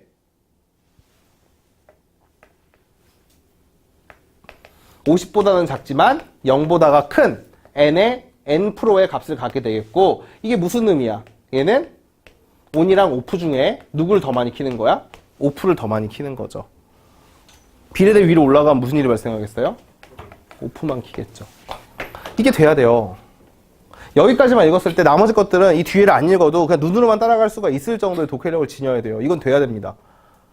이게 안 되면은 앞으로 대학에 가가지고 책을 읽을 수가 없어요. 대학을 안 가는 게 나아요, 차라리. 가면 자괴감만 들어요. 진짜야, 거짓말이 아니라. 농담하는 것 같아요? 물론 자기 수준에 맞는 대학 가면 되겠죠. 뭐 I am a bird 이런 데 가르치는. 진짜야. 지잡대 시험 문제 레전드라고 검색해봐요. 비하하는 게 아니에요, 저는. 자기 수준에 맞는 대학으로 가게 되겠지. 근데 자기의 수준보다 높은 대학에 가면은 따라가기가 힘들어요. 읽기 자체가 다르니까. 그래서 글을 읽는 거는 가장 기본이고, 여기까지 됐을 때 여러분들 제가 말씀드린 대로 읽으면서 속도가 붙어서 뒤에까지 갔어야 돼. 그치? 그래야 뇌에서 휴식 시간을 가지면서 그 다음 문단으로 넘어갔을 때 좀 더 쉽게 읽을 수 있어요. 자, 문제를 보게 되면은 이런 시스템인 건 알았는데 여전히 문제가 끝나지 않았어. 피해 방법에서는 무슨 문제가 생겨요? 그러나 보이죠? 이렇게 하면은 헌팅은 크게 줄어들겠지만 피제어에서 측정값이 일정하게 유지되는 안정상태가 되어도 설정값에 대해 일정한 오차가 설정값의 위 또는 아래에 존재하게 된다는 거야. 이걸 잘못 읽으면 헌팅이랑 무슨 차이지라는 생각이 든다고요. 자, 얘들아 봐봐봐. 헌팅은 설정값이 이렇게 있었을 때 어떻게 되는 거야? 100% 아니면 0%니까 왔다 갔다 거리는 현상이 헌팅이죠? 이걸 우리가 헌팅이라고 불렀잖아요. 그럼 여기서 이야기하는 잔류 편차는 뭐예요? 여기서 얘기하는 잔류 편차는 설정값의 위 또는 아래에 위치하는 뭐가 생기는 거야? 오차값이 생기는 거라고요. 일정하게는 유지가 되는데 그게 뭐가 아니야? 빨간색이 아니라고. 어디에서? 얘 위나 아래에서. 둘 중에 하나야. 위아래가 동시에 생기는 게 아니라. 헌팅은 뭐고? 위아래가 동시에 생기는 거고 왔다 갔다. 알겠죠? 그렇게 받아들여야 돼요. 헌팅이라는 거는 불규칙한 거. 얘는 뭐예요? 지속적이기는 한데 오차가 지속적으로 있는 거 라는 뜻의 새로운 편차 오차라는, 편차 오차가 맞나? 잔류 편차가 나오게 되죠. 자, 보일러 온도 조절 장치에 피제어가 활용될 때 비례대를 넓게 설정을 하면은 가열을 위한 온 오프의 반복 동작이 시작되는 온도가 낮아지므로 머릿속에서 노란색을 넓게 했을 때는, 그쵸? 비례 주기가 먼저 시작되겠죠?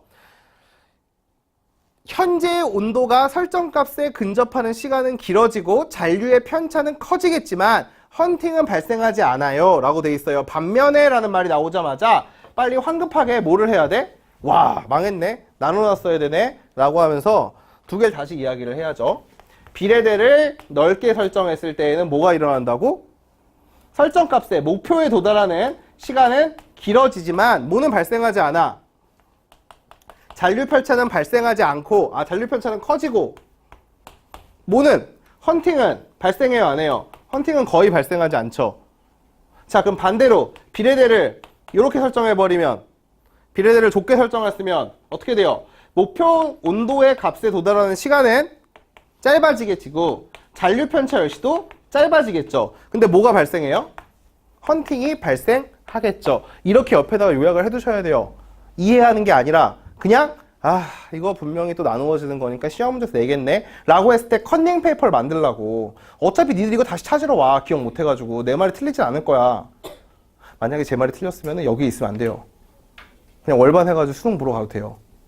진짜예요. 똑똑한 거예요. 이게 한 번에 팍 하고 기억이 나서 맨 마지막에 나와 있는 이 적분 동작의 강도랑도 안 헷갈리게 되면은 여러분들은 여기 있을 필요가 없어요. 근데 여러분 이거 헷갈릴 거예요. 그래서 지문 다시 읽으러 왔을 거란 말이에요. 지문 다시 읽었을 때 자기가 요약해 놓은 거 보면은 답이 훨씬 더 빨리 나옵니다. 자, 그 다음에 I 제어를 봅시다. I 제어는 P 제어와 같이 활용하면 잔류 편차를 없앨 수가 있다. 그래서 측정값과 설정값이 거의 근접하게 돼요. PI 제어의 적분 동작은 측정값과 설정값 사이의 편차의 적분값에 비례하는 조작량을 출력해요. 자, 여기는 뭐였어? P는 설정값과 측정값의 차이에 비례하는 뭐가 나왔어? 조작량이 나왔는데 이번에는 뭐야? 편차의 적분값에 비례하는 게 나왔어요. 적분의 조작 강도를 나타내는 적분 시간을 통해서 동작의 세기를 조절할 수 있어. 또 나왔죠? 적분 타임을 짧게 하면 어떻게 돼? 제어 대상의 상태 변화를 수정하는 동작이 강해져. 뭐를 잡을 수 있지만 잔류 편차를 없앨 수 있지만 뭐가? 잔류 편차를 없앨 수 있지만 헌팅이 발생할 수도 있다라고 이야기를 해주죠. 자, 반대로 나오네. 적분 타임을 길게 설정하면은 약하게 돼서 헌팅은 발생하지 않지만 뭐가 발생하게 돼요? 잔류 편차가 없어지는데 시간이 길게 되겠죠. 요렇게. 그쵸? 그래서 요렇게 또 바꾸고 넘어가시면 되겠죠. 그리고 역시 세 번째 미분에서는 이게 뭐가 중요하냐? 잘 봐봐 얘들아. 마지막 문답은 거의 끝나요. 그런데 P 제어와 PI 제어만 활용할 경우에 외부 충격이나 진동이 발생하여 제어 대상의 상태가 급격히 변화할 때 측정값이 설정값으로 돌아가는데 긴 시간이 걸린다라고 하면서 지금 빨리 알아차려야 돼. 뭘 알아차려야 돼?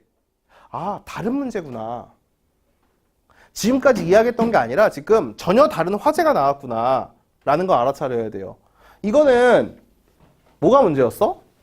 잔류 편차가 문제였고 P제어에서는 온오프 방식에서는 뭐가 문제였어? 헌팅이 문제였잖아. 그래서 이거를 잡기 위해서 두 가지가 나왔는데 완벽하게 잡을 수는 없어. 근데 그게 문제가 아니라 세훈아, D제어 방식은 갑자기 위기가 발생했을 때 쓰는 거죠. 외부의 충격 같은 게 발생했을 때 갑자기 쓰는 거죠. 잘 가다가 훅 떨어졌을 때 쓰는 거죠. 그쵸? 그 상황을 빨리 파악을 했어야 됩니다. D제어를 활용하면 빠르게 설정값 돌아갈 수 있대. 외부 충격이나 진동이 발생하면 측정값과 설정값 사이에 편차가 커지는데 PD제어나 PID 제어의 미분 동작은 측정값과 설정값 사이에 편차가 변화하는 속도에 비례해가지고 조작량을 출력하는 거래. 미분 동작의 세기는 미분 시간을 통해 조절을 하는데 미분 시간을 짧게 하면 너무 지겹다. 또 나왔어. 미분 시간을 짧게 하면 뭐가 생겨요? 미분 시간을 짧게 하면 제어 대상의 상태 변화를 수정하는 동작이 약해져 측정 설정값이 설정값에 도달하는 시간. 자, 설정값에 도달하는 시간이 어떻게 돼요? 시간이 미분 동작을 약하게 했으니까 시간이 늘어나게 되지만 뭐는 발생하지 않아요? 오버슈트는 발생하지 않겠죠. 자, 미분 타임을 그럼 길게 하면 설정 목표값에 돌아가는데 걸리는 시간은 짧아지겠지만, 즉 빨리 돌아가겠지만 뭐가 발생하기 쉬워요? 오버슈트가 발생하기 쉽겠죠. 이게 여러분 그래서 세 가지를 요약을 하고 갔어야 돼요. 그리고 문제 풀면 진짜 쉬워요. 농담이 아니라. 아무것도 안 써있는 시험지를 보면서 다시 읽으러 가는 것보단 시험지 여백에 적혀있는 자기 손으로 정리한 두 번째 글을 보면서 글을 푸는 게 훨씬 더 빨라요. 닌겐들아. 내가 그래서 평소에 맨날 요약하고 기호하고 공식 써놓고 비례관계 반비례관계 나오면 옆에다 써놓고 하라는 게 이런 것들 때문에 그러는 거야. 이거 정보의 밀도가 굉장히 높아. 무슨 말인지 알아? 빽빽하다고, 읽을 게 너무 많다고, 시험 문제 낼 게 너무 많다고. 우리가 그런 글들을 지엽적이라고 불러요. 너무 자세하다고. 문제 낼 게 한두 개가 아니니까. 기억 못해요.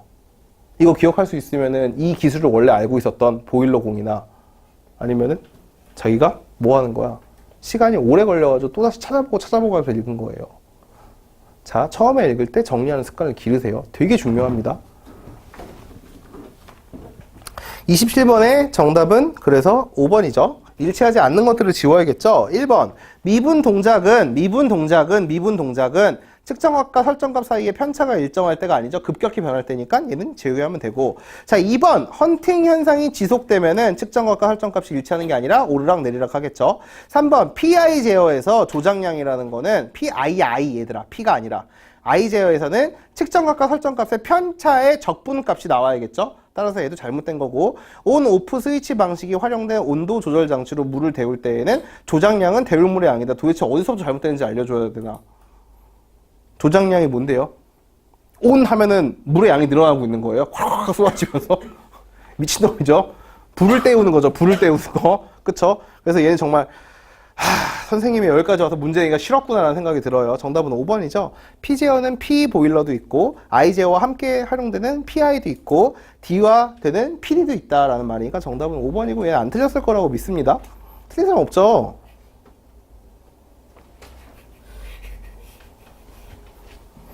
(28번) 문제를 맞았는데 28번 문제 어렵잖아. 이거 한 번에 맞췄으면 독해력 뛰어난 거예요. 28번은 자세하게 잘 읽은 거야. 저 순서대로. 지금 보일 거야. 틀린 사람도. 왜? 리을 봐봐봐. 측정값이 일정하게 유지되는 안정상태. 여기죠? 설정값에 근접했을 때. 여기잖아. 여기 뭐가 돼? 온 오프가 1대1로 왔다 갔다 거리고 있죠? 그쵸? 이해돼요? 그러니까 온만 되는 데가 아니죠. 그래서 28번의 정답은 4번. 이제 시작이다. 주목! 제가 여러분들 나이 때부터 훈련을 시켜야 된다는 걸 요즘에 고3들을 가르치면서 뼈저리게 느껴. 뼈저리게 느껴, 뼈저리게. 안 보이나 봐. 얘들아, 29번, 30번 문제 내가 일부러 이 세트를 골라가지고 낸 게 이유가 있어요. 조건을 분석할 때 되게 좋은 거야, 민재야. 조건을 분석할 때가 되게 좋은 거라고. 자, 여기 지금 방법이 몇 개가 나왔어? 3개가 나왔지. P제어, PI제어, PID제어가 나왔지. 4개야 정확히 얘기하면 온오프까지. 그치? 자, 그리고 보기에서 보면은 막 물리량을 조절해야 되는 기계들이 나와요. 그쵸? 자, 1번에서 보게 되면은 온, 오프 스위치를 이야기를 하고 있고 2번은 PID를 이야기를 하고 3번은 P를 이야기를 하고 4번은 온, 오프 방법을 이야기를 하고 5번은 P를 이야기하고 있죠. 그래요, 안 그래요? 그럼 우리는 뭘 생각하지 않아도 돼요.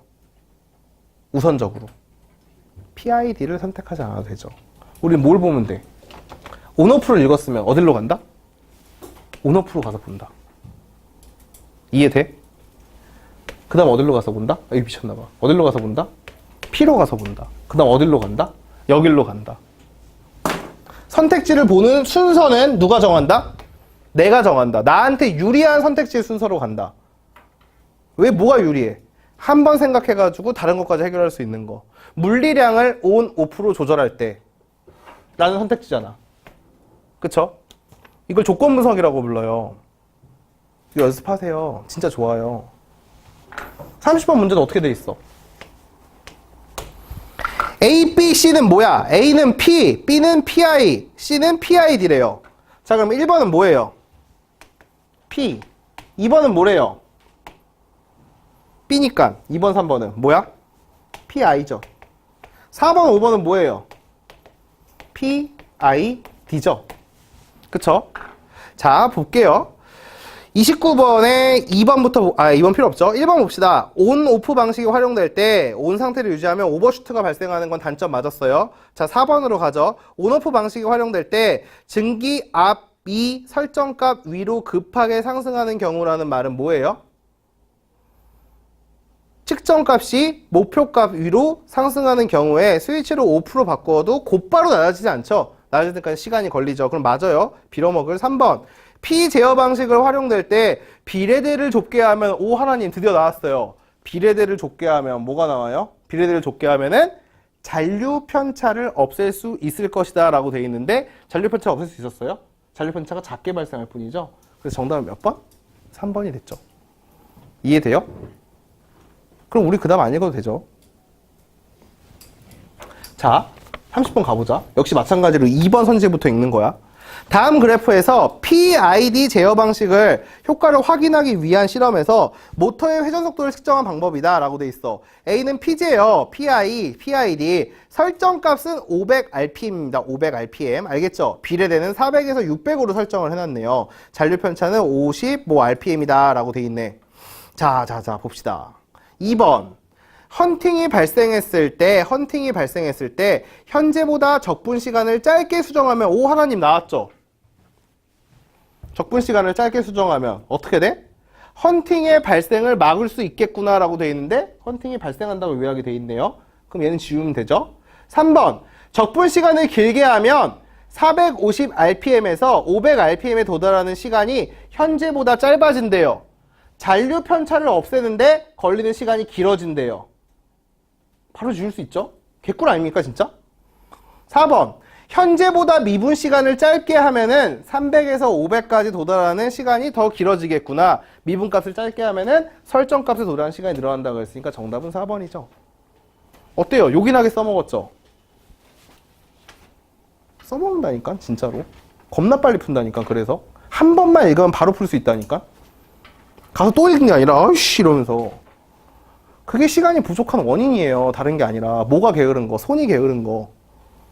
손을 게으르게 하면 안 돼요. 이 정도 정보량을 주는 글은 여러분들 손이 게을러지면 절대로 안 돼요. 요즘에 유행이 뭐냐면 이렇게 밀집된 정보를 줘. 정보를 빠르게 받아들이는 게 아니라 정보를 빠르게 정리하는 사람을 원하는 거예요. 선생님이 여러분들 나이 때 시험을 볼 때는 이 짓 안 했어요. 이 짓 안 했다고. 이 짓을 안 하는데 어느 순간부터인가 수능이 고난이도로 올라가게 되면서 강사인 나조차도 쓰지 않으면 기억을 못 해가지고 지문을 다시 읽으러 가기 시작하는 거야.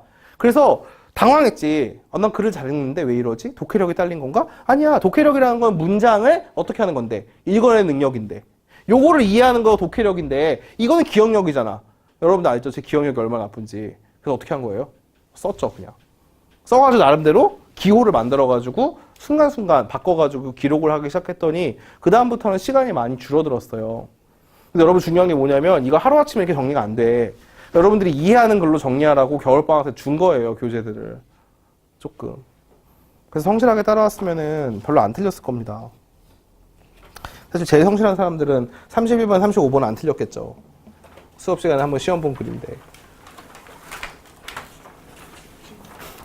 기대가 됩니다. 재훈아, 너는 이해해. 어차피 외국에서 왔으니까 주입식 교육에 반대하니까 수업 시간에 수업 시간에 배웠어도 뭐 그대로 틀리겠다라는 굳은 의지를 보여준 거 아니야? 그래 35번 맞았어. 도대체 어디서 긍정적인 지점을 발견하는 거지? 둘이 합치면 만점 나온다는 거에서 그래요? 슬프다. 슬퍼요. 되게 중요한 글인데 이건 다 안 읽어줄 거예요. 읽을 필요가 없으니까요. 이거는 앞에 있는 거 두 지문이 혼합된 스타일의 글이죠. 순서 정보도 나와 있고 모두 나와 있고 나누어지는 상황도 나와 있고 또 추상적인 거랑 구체적인 거랑 섞여 있고 하기 때문에 31번, 35번은 누구냐 이 새끼 뒤늦게만 하나 나오죠. 자, 순서를 가진 정보에서는 뭐랑 뭐는 반드시 기억한다? 처음과 끝은 반드시 기억한다. 자, 그럼 여러분들은 지금부터 1문단을 읽으면서 총 4개의 단계를 빨리 찾아보세요. 시간은 30초 드립니다. 성훈아, 진짜 머리 이번 주 자르지 않았어? 저번 주 잘랐냐? 너 어떻게 알고 있어요? 개웃기네. 기억나. 성훈이가 먼저 머리 언제 잘랐어? 그죠 어떻게 알아요? 옆에 있는 언니는 아는데. 너 머리 안 자르냐? 네? 너 머리 안 자르냐? 귀찮아서.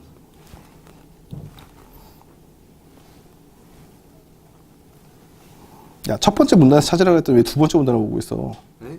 첫 번째. 뭐 하는 거예요? 첫 번째 문단에서 1단계, 2단계, 3단계, 4단계를 찾으라 그랬잖아. 아, 집합 의뢰가 발생하는. 야, 집합을 언제 발생해요? 첫 번째가 뭐예요? 문제가 그래. 이걸로 들어가야지. 야, 문제 상황이 발생했을 때 뭐 해요? 문제 상황이 발생하면 뭐이죠? 그쵸? 네. 뭐를 중단하고 뭐예요? 생겨요. 그치. 생존 활동을 중지하고 뭐예요? 생계 활동을 중지하고 모인 다음에 뭐를 시작해요? 여기 위에 있었던 1번에 있었던 뭐를? 1번에 있었던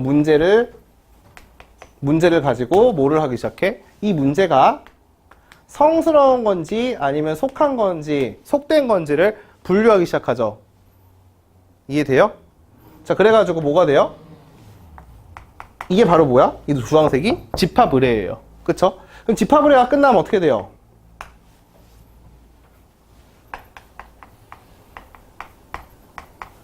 성스러움을 확인하겠죠?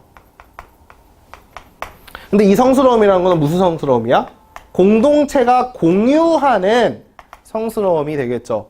우리가 모여가지고 야, 우리가 봤더니 이런 거를 성스럽다고 그동안 생각했구나 라고 받아들이는 거잖아. 그쵸? 그래가지고 뭐가 일어나요? 마지막?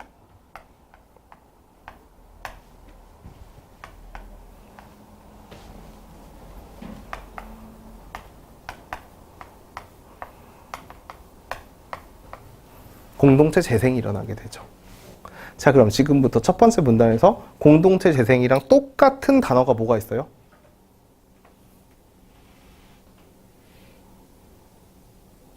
똑같은 의미를 이야기해주는.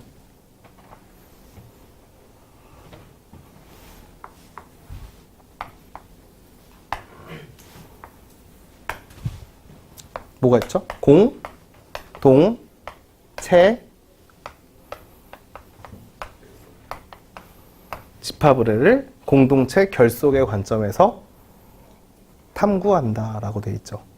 그래서 여기서는 공동체 결속이 나오게 되는 거예요. 이해됐어요? 두 번째 문단은 보너스 문단이죠. 뭐예요? 기존 공동체 회복에 그치지 않고 뭐가 된다? 새로운 공동체가 나오기도 한다라고 하는 또 다른 네 번째 버전이 나와 있는 거죠. 이거 뭐야? 6이잖아 이거는. 이게 4인데. 잘못 해놨네. 안 돼! 뭐 아무도 신경 안 쓰니까. 너는 신경 써야 되는 거 아니냐? 재훈아? 이집트에서 이거 쓰잖아. 그리스 그래요? 아니에요? 여기는 new, 뮤라고 쓴 거 같죠? new 도덕이 생긴다라는 거죠. 그쵸? 그러니까 거의 뭐 비슷해요. 느낌을 보면은. 그러면서 정말 중요한 실력자는 이제 뭘 찾아야 되냐면은 기능주의의 관점으로 바라봤을 때 얘를 구체화한다라는 표현들을 찾아봐요. 그러니까 빨리 똑같은 걸 찾아야 돼. 같은 말을 다르게 썼을 뿐이야. 이거를 또 다른 아까처럼 P제어, PI제어, PID제어 이런 식으로 보면 안 된다고. 얘는 뭐랑 똑같은 거야 지금? 디르켐이랑 누구랑 똑같아? 파슨스와 스멜서가 똑같다고요. 오케이? 파슨스와 스멜서는 얘의 의견을 그냥 구체화시켜줄 뿐이지 바꿔줄 뿐이지 이거에 대해서 반대를 이야기를 하지는 않습니다. 한번 읽어볼게요. 파슨스와 스멜서는 이러한 이론적인 통찰을 기능주의 이론으로 구체화시킵니다. 잘 봐. 그들은 성스러움을 뭘로 바꿨어요? 이제 성스러움 이꼴 가치다 라고 바꿨죠. 표현한다. 현대사회에서는 가치가 평상시에 사회적인 삶 아래에 잠재되어 있다가 그 도덕적인 의미가 뿌리부터 뒤흔들리는 위기 시기에 라고 하면서 문제가 발생한 걸 뭐라고 발랐어요? 위기 시기라고 발생을 했죠. 그래서 우리는 뭐를 확인할 수 있어요? 여기서 아, 원래 0단계가 있었구나. 평상시에는 뭐야? 성스러움이 확인되지 않았던 상태구나 라는 것도 추가적으로 제공할 수 있는 정보가 되겠지. 사실 저 주황색 문장을 찾아낼 수 있는 게 진짜로 글을 잘 읽는 거예요. 둘이가 똑같다는 걸 알고서 하니까. 자, 속된 일상에서 사람들은 가치를 추구하기보다 자기의 이해관계를 구체화한 목표와 이의 실현을 안내하는 규범에 따라 살아간다 라고 돼 있으니까 자, 여러분 속된 거는 뭐랑 똑같아? 일상이랑 똑같죠? 그쵸? 잘 봐봐. 속된 일상에서 사람들은 가치, 성스러움을 추구하기보다는 뭐를 추구해? 목표와 규범을 추구하니까 목표와 규범은 뭐에 해당하는 거야? 속됨에 해당하는 거죠. 민지야, 그래 안 그래? 죽을 것 같아요? 조금만 버텨요. 그쵸? 기왕 잘 듣고 있죠? 속된 일상에서는 뭐를 하니까? 목표와 규범에 따라 살아가니까. 하지만 위기 시기에는 사람들의 관심이 어디에서? 이해관계에서 보편적인 가치로 상승한다 라고 하면서 여기까지 넣어야 돼요. 이해관계도 속된 거의 일상이었구나 까지. 됐죠? 이거예요. 이게 분류하는 거예요. 되게 중요해요. 이런 기술들이. 사람들은 가치에 기대요. 성스러움에 기대요. 위기가 주는 심리적인 긴장과 압박을 해소하는 집합 의례를 펼쳐요. 그 결과 사회 통합이 회복된다라고 하면서 공동체의 결속, 공동체의 재생, 뉴 공동체, 그리고 마지막에 공동체의 통합까지도 똑같은 이론이라는 걸 알 수 있겠다. 그쵸? 정말 좋은 글이에요. 연습하기. 훌륭하죠. 마지막 문단. 알렉산더는 파슨스와 스멜서의 이론을 받아들이면서도 그들이 사용한 생물학적인 은유가 복잡한데 현대사회 집합을 탐구하는데 한 개 뭐야? 문제점이죠. 또 나왔죠. 문제점이 있다라고 보고 그 대안으로 공연론을 제시한다. 빨리 문제를 찾아야 돼. 빨리. 생물학적인 은유가 문제가 있다라 그랬으니까 그는 잘 봐봐. 가치를 전 사회로 일반화하는 집합 의례가 라고 했으니까 환장하겠네. 녹색 누구는? 알렉산더는 집합 의례가 뭐가 되는 거야? 가치를 어떻게 하는 거야? 일반화한다 라고 보게 되는 거죠. 가치를 일반화하는 집합 의례가 현대사회에서 유기체의 생리작용처럼 이게 중요한 게 아니야. 뭐뭐처럼이니까 뒤에 있는 게 중요하죠. 자연적으로 진행되는 것이 아니다. 그리고 그 결과도 정해져 있지 않다라고 보니까 자, 두 번째 뭐예요? 자연적으로 진행되지 않는다. 두 번째 뭐야? 결과가 정해져 있지 않다라고 하는 말이 나오고 그럼 뭐가 정해져 있지 않은 거야? 마지막 순서가 정해져 있지 않죠. 뭐가 정해져 있지 않다고? 집합 의례가 생긴다고 해서 공동체가 재생될지 결속될지 새로운 게 나올지 통합될지는 알 수가 없다라는 거예요. 이해됐어요? 근데 봤더니 기능주의자들은 유기체라고 생각하면서 무조건 뭐가 발생하면 문제가 발생하면 갈등이 발생하면 무조건 뭐가 나오는 거야? 좋은 결과가 나온다라고 보는 거죠. 이해돼요? 그래서 그 대척점을 잘 찾아냈으면은 여러분들 34번 문제 그냥 풀려요. 32번 문제 봅세다. 32번 정답은 4번이죠. 왜요? 공동체 성원들은 집합 의례를 거쳐 구체적인 이해관계를 중심으로 묶인다. 미친놈이죠? 집합 의례를 거치면은 가치, 성스러움을 중심으로 묶이는데 이거죠? 봐봐봐. 이거잖아. 진짜. 용어 분류를 잘 하냐 못하냐 차이잖아. 어디다가 쳐야 돼? 구체적인 이해관계에다 X 붙이면 되겠죠? 33번 위기 시기, 다른 말로 하면 문제 상황, 무슨 일이 일어나요? 사람들의 관심이 속된 것에서 성스러운 것으로 옮겨가죠. 가치의 일반화 나타나죠. 답 1번이죠. 2번 목표와 규범, 안 좋은 거죠. 속됨이죠. 생계활동을 위한 최적의 수단, 생계, 일상이죠. 항상성을 유지하기 위해 위기생활 외면 아니죠. 적극적으로 토론하죠. 평상시에 추구하던 삶의 도덕적인 의미가 부각되죠. 그러니까 정답은 33번의 1번이죠. 쉽죠? 34번 니은하고 디귿 뭐겠어? 말하는 것. 디귿은 결과가 정해지지 않다고 본다. 답은 34번의 1번이죠. 지금 자기가 33번이나 32번을 틀린 사람들은 이거 못하는 거예요. 바꿔끼기. 그 전체를. 35번 못하는 사람들은 뭐를 못하는 거야? 아예 글을 이해 못한 거예요. 지금 알렉산더 관점에서 봐야 되고 사회적 공연론으로 봐야 되는 거니까 뭐를 봐야 돼? 문제 상황부터 봤어야 돼. 그래 안 그래? 문제 상황이 뭐야? 소각장이 들어줄 예정이래. 그럼 뭘 보면 돼? 알렉산더는 뭐를 봤어? 결과가 됐냐 안 됐냐를 봤잖아. 사회가 통합됐어? 마지막 봤더니 여기 A시 지금 통합됐어요? 으쌰으쌰 됐어요? 안 됐죠? 그럼 뭐가 일어나지 않은 거야? 집합 의례가 일어나지 않았죠? 따라서 가치의 일반화가 일어나지 않았죠. 그럼 정답은 몇 번? 35번에 2번이 되겠죠. 깔끔하죠? 정말 좋은 질문입니다, 이거. 지금 벌써 우리가 겨울방학 때 2번이나 다뤘어요. 그런데 이유가 있는 거예요. 평가원에서 제시한 정말 좋은 질문 중에 하나예요, 얘가. 그래서 오늘 우리가 모의고사를 쭉 보면서 이야기를 하고 싶은 게 뭐냐면은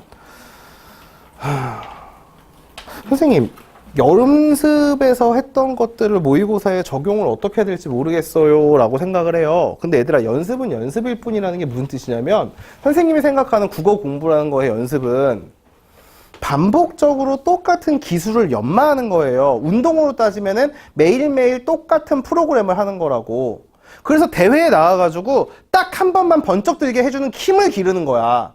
다른 말로 하면은 우리가 평소에 문제를 풀듯이 지문을 읽고 문제를 풀고 하는 게 아니라, 우리가 평소에는 뭐를 하고 지문을 좀 깊게 읽고 지문을 좀 깊게 분석을 해보고 이런 시간을 가짐으로써 독해력을 늘리는 거예요. 이해돼요? 그래가지고 실제 시험에 와서는 얘네들이 어떻게 하는 거야? 보이기 시작하는 거야, 글들이. 이런 내용이구나, 이런 내용이구나 하느라를. 알겠어요? 막 요약하고 뭐 예를 들어서 분류하고 이런 것들을 평소에 연습을 해둬야 시험에 그런 정보가 나왔을 때 요약하려 그러고 분류하려 그러고 순서가 있구나를 생각하게 돼요. 이해됐어요? 그래서 우리 비문학반은 지금까지 한 게 사실 제가 독해법의 가장 요체만 알려준 거거든요, 말 그대로. 더 중요한 건 뭐냐면, 우리가 실제로 혼자서 할 때에도, 내가 없을 때에도 그걸 그대로 연습을 하고 있느냐는 거야. 수업 시간에 와가지고 아, 그러네, 오, 되게 잘하는데, 이게 아니라 집에 가서도 나도 좀 글을 읽어보면서 여기에는 무슨 정보가 있었지? 여기에 정보의 종류는 분류되는 정보였냐? 아니면은 공식으로 묶을 수 있는 정보였냐? 아니면은 뭐 있어? 이렇게 순서대로 흘러가는 정보였냐? 여기 중에 몇 개나 들어있을까? 이런 것들 여러분들이 한번 판단하기를 원했던 거예요. 그래서 초반부에는 글의 구조를 볼 수 있도록 나누어지는 글들만 먼저 본 거고, 그 다음부터는 뭐예요? 과학 지문에 들어가면서 어떻게 한 거야? 아까 봤던 뭐가 올라가면 뭐가 떨어지고 하는 그런 관계들을 본 거고, 마지막으로는 글은, 정보는 전후 관계를 갖기 때문에 그 전후 관계를 파악할 수 있는 순서를 보게 된 거였어요, 그동안. 그러니까 나름대로 수업 커리큘럼을 짜놓고 온 거란 말이야. 문제 푸는 스킬은 그 다음이에요, 얘들아. 아까 얘기해줬던 거 있잖아. 조건을 분석한다, 이런 거 있죠? 그런 거 사실 그 다음의 영역이에요. 그런 거에 혹하시면 안 돼요. 알겠죠? 그러니까 이번 방학 동안 열심히 했으니까 아마 3월달 모의고사가 작년처럼 미친 새끼가 아니라면 시험을 잘 볼 겁니다. 작년에는 2학년은 너무 쉬웠고 1학년은 너무 어려웠던 걸로 기억해요. 1학년 평균이 82점이었나? 1등급이 83점이었나? 그렇게 나왔었어. 2학년은 94점이었나? 그랬어요. 그래서 작년에는 웃긴 게 2학년 시험을 1학년들한테 숙제를 줬더니 더 잘 봐갖고 왔어요. 그래서 이게 도중에 시험지가 바뀐 게 아닌가 막 이런 생각이 들 정도로 난이도 편차가 개판이었어요, 진짜. 근데 원래 얘들아, 국어라는 게 1, 2학년 정도의 차이는 무시할 수 있는 능력이 있어요. 정확하게 얘기를 하면은 자기가 지금 나이가 고등학교 1학년이지만 중학교 2학년보다 글을 못 읽을 수도 있는 거잖아요. 그쵸? 다른 말로 얘기하면 여러분들이 지금 고1이지만 혹은 고2지만 재수생이나 고3보다 글을 잘 읽을 수도 있는 거예요. 근데 그러려면은 올바른 독해력을 키워야 되고, 올바른 독해력이라는 거는 다른 게 아니라 여러분들이 계속 연습한 데서 나와요. 그러니까 꾸준히 운동을 해야 근육이 생기듯 꾸준히 글을 읽어야, 꾸준히 이런 류의 정보를 읽어내야 어떻게 되는 거야? 객관적인 시선이 생기고 여유가 생겨가지고 문제를 풀 때 이거 조건문이다. 2번, 3번 같은 조건이네. 얘부터 봐야지. 이런 게 보이기 시작하는 거예요. 알겠죠? 꾸준히 문제를 계속 풀어야 이거 세트화된 거다. 진짜 어떤 몇 번 문제가 몇 번 지문을 가리키고 있을까를 먼저 보게 되는 거라고요. 그래서 지문을 감상하는 순서도 중요하고 문제에 접근하는 순서도 중요하고, 비문학에서 지문을 읽으면서 집중해가지고 화제를 빨리 찾아내고 어떠한 정보들이 나와 있는지를 보는 것도 굉장히 중요한 활동이었어요. 그 활동은 오로지 시험 한 번을 위해서 하는 거예요. 내일 모레 글피해 볼 모의고사가 아니라 우리가 11월에 볼 수능을 위해서 준비하는 거라고요. 그래서 모의고사 결과는 연연해 하지 마세요. 별로 중요한 게 아니에요. 그거는 딱히 상처받을 것도 아니고, 오히려 이런 것도 괜찮아. 뭐냐면은 발전상을 노리는 거야. 생기부에서. 그래서 이제 3월에는 국어 성적이 낮았지만 큰 폭으로 성적이 뛰어라는 구절을 만들 수도 있는 거니까 너무 못 봤다고 실망하지 말고, 잘 봤으면 기뻐해도 돼요. 원래 얘들아, 시험을 잘 보면 잘난 척하고 있는 거거든. 전 그렇게 생각해요. 우리나라 사람들 겸손한데 그럴 필요 없어요. 잘 봤어. 그럼 잘난 척하면 돼. 뭐 국어 80점? 이러면서 와, 너 우리나라 사람 아니구나 하고 이런 식으로. 그래서 잘 보면 깜짝거려도 되지만 못 봤다고 기죽을 필요 없어요. 그냥 자기가 어디가 약한지를 알면 되니까 다음 시간에 학평 시험 본 거 다 갖고 오세요. 아, 그걸로 뭘 하겠다는 게 아니라 갖고 오세요. 제가 체크하려고 그래요. 여러분들의 트레이너인, 여러분들의 의사인 제가 상태 좀 보려고 얘기해요. 만약에 다음 시간부터 내신반 때문에 학원에 못 오는 친구들은 저한테 답안지를 보내주세요. 문자로. 안 보내면 님들 손해입니다. 아니에요? 잘 생각해봐봐. 의사 앞에서 어디가 아프셔서 오셨어요? 그러면 아 부끄러운데 씨발 이러면은 누구 병신이잖아 말 그대로. 나한테는 안 부끄러워해야 돼요. 알겠죠? 저 너무 못 봐서 야 그럼 아파서 병원에 오지. 선생님 대치동에서 잘하는데 국어학원 안 다녔다니까요. 오케이? 여러분들 여기 앉아있는 이유는 국어를 잘하기 위해서 앉아있는 거지 국어를 잘하니까 앉아있는 게 아니잖아. 그러니까 저한테 증상을 보내주셔야 돼요. 그래야지 여름방학 때 개인별 숙제 나갈 때 도움이 된단 말이야. 알겠죠? 여름방학 때는 개인별 숙제 부과돼요. 그동안에 봤던 모의고사들을 토대로 해가지고. 약점 공략이라 그래서 누구나 제일 약한 것만 줍니다. 잘하는 친구들은 예를 들어가지고 고점만 약하다 이러면 고점만 줘요.